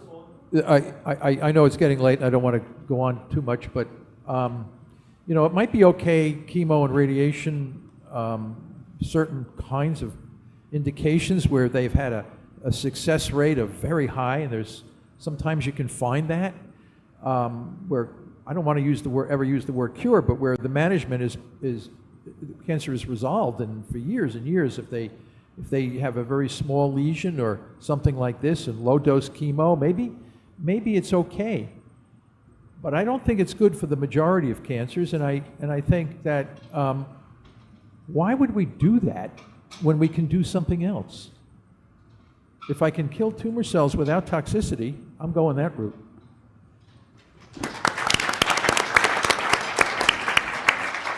Yeah, I mean, you consider kind of, I don't mean to just regurgitate everything everybody said, but essentially, when you are diagnosed with cancer, you're like, okay, let's get rid of these tumors, but just getting rid of the tumors doesn't get rid of the problem. And so I don't know, man. I mean, it's really tough. It's hard to put I don't want to keep copping out of your questions to you, but I would try to go the non-toxic route if possible. I think I'd have to really think hard about radiation. I don't know I could go anywhere near that in any form. But yeah, I mean, if I had a really hideous bulk of tumors in my abdomen and they're like, you can't go through surgery, you're going to have a colostomy bag, you're going to lose some organs, but you can maybe do chemo, got some good data to show that, based on what you've got, it could push it back far enough until we can do the next step. I might think about it, can't say I would, but it's just there's so many ways to go after it. But most importantly thing here is that it's not just a box of the big 3, chemo, surgery, radiation. There's a lot of other options out there in the sense that where it can become this very complementary sort of thing that you're doing, and a lot of trial and error. But the most important thing is it isn't so cut and dry. It is their box of chemo, radiation, and surgery, but there's a much larger toolbox out there that these guys have been working on for a long time that is there. So it's just, I would start with the mainstream stuff. How much data you got? Use your common sense. Radiation, yeah, Chernobyl, Hiroshima, like, why are we giving us radiation? I mean, the industry, yeah. And, it's the same thing again, I don't want to harp on this, but, somebody created immunotherapy out of Sloan Kettering in the early 1900s, and the people that were responsible for destroying it was the radiation industry. I mean, this is just an entrenched market that's not going to let go yet. They're not going to let go, and they're going to keep telling you, oh yeah, they make radiation seeds now. Yeah, we do it locally. We'll put it near your organ. Still radiation. I don't know. I really can't answer your question very well, Steve. If I get hit with it, I'll call you up and I'll tell you what I'm going to do. I hope it doesn't ever happen, though. Well, tomorrow after my conference, which is at 2 o'clock, Anna Marie and I will take a few private consultations for 10 minutes each, and the first people we'd like to talk to are those of you enduring cancer, either in the room or locally. So you can go to our booth now after this and sign up. Okay. Okay, I have a few quick comments. 1, after this is over, we have vegan ice cream for everyone for free. 2, if you want to buy any of the author's books, buy them and bring it to them and have them sign it. that would be great to do that right away. And 3, I just want to make sure everyone understands that this was not a random, frivolous package of, oh, let's have a cancer panel, we'll get some local people. The people on this panel came from all over the world who have spent a tremendous amount of years deeply, deeply studying this industry and these questions. And what's so unique is I truly believe that these are people who are on your side. I have followed them. I believe the only agenda that anyone has is to try to figure out how to be helpful to you. No, they don't make a ton of money on books, so I wouldn't think that's an incentive. I believe their only incentive in getting up each day is to be on your side. And it's not something that you can just assume when you read the paper and get recommendations from government agencies and politicians and the media. So I am personally so grateful that all of you have spent your lives, your time, and your effort, and your anguish and brain power to find this information and then come freely here to share this with us. I'm very grateful to all of you, and I want to thank you. So thank you to everyone. Thank you, Stephen. All right.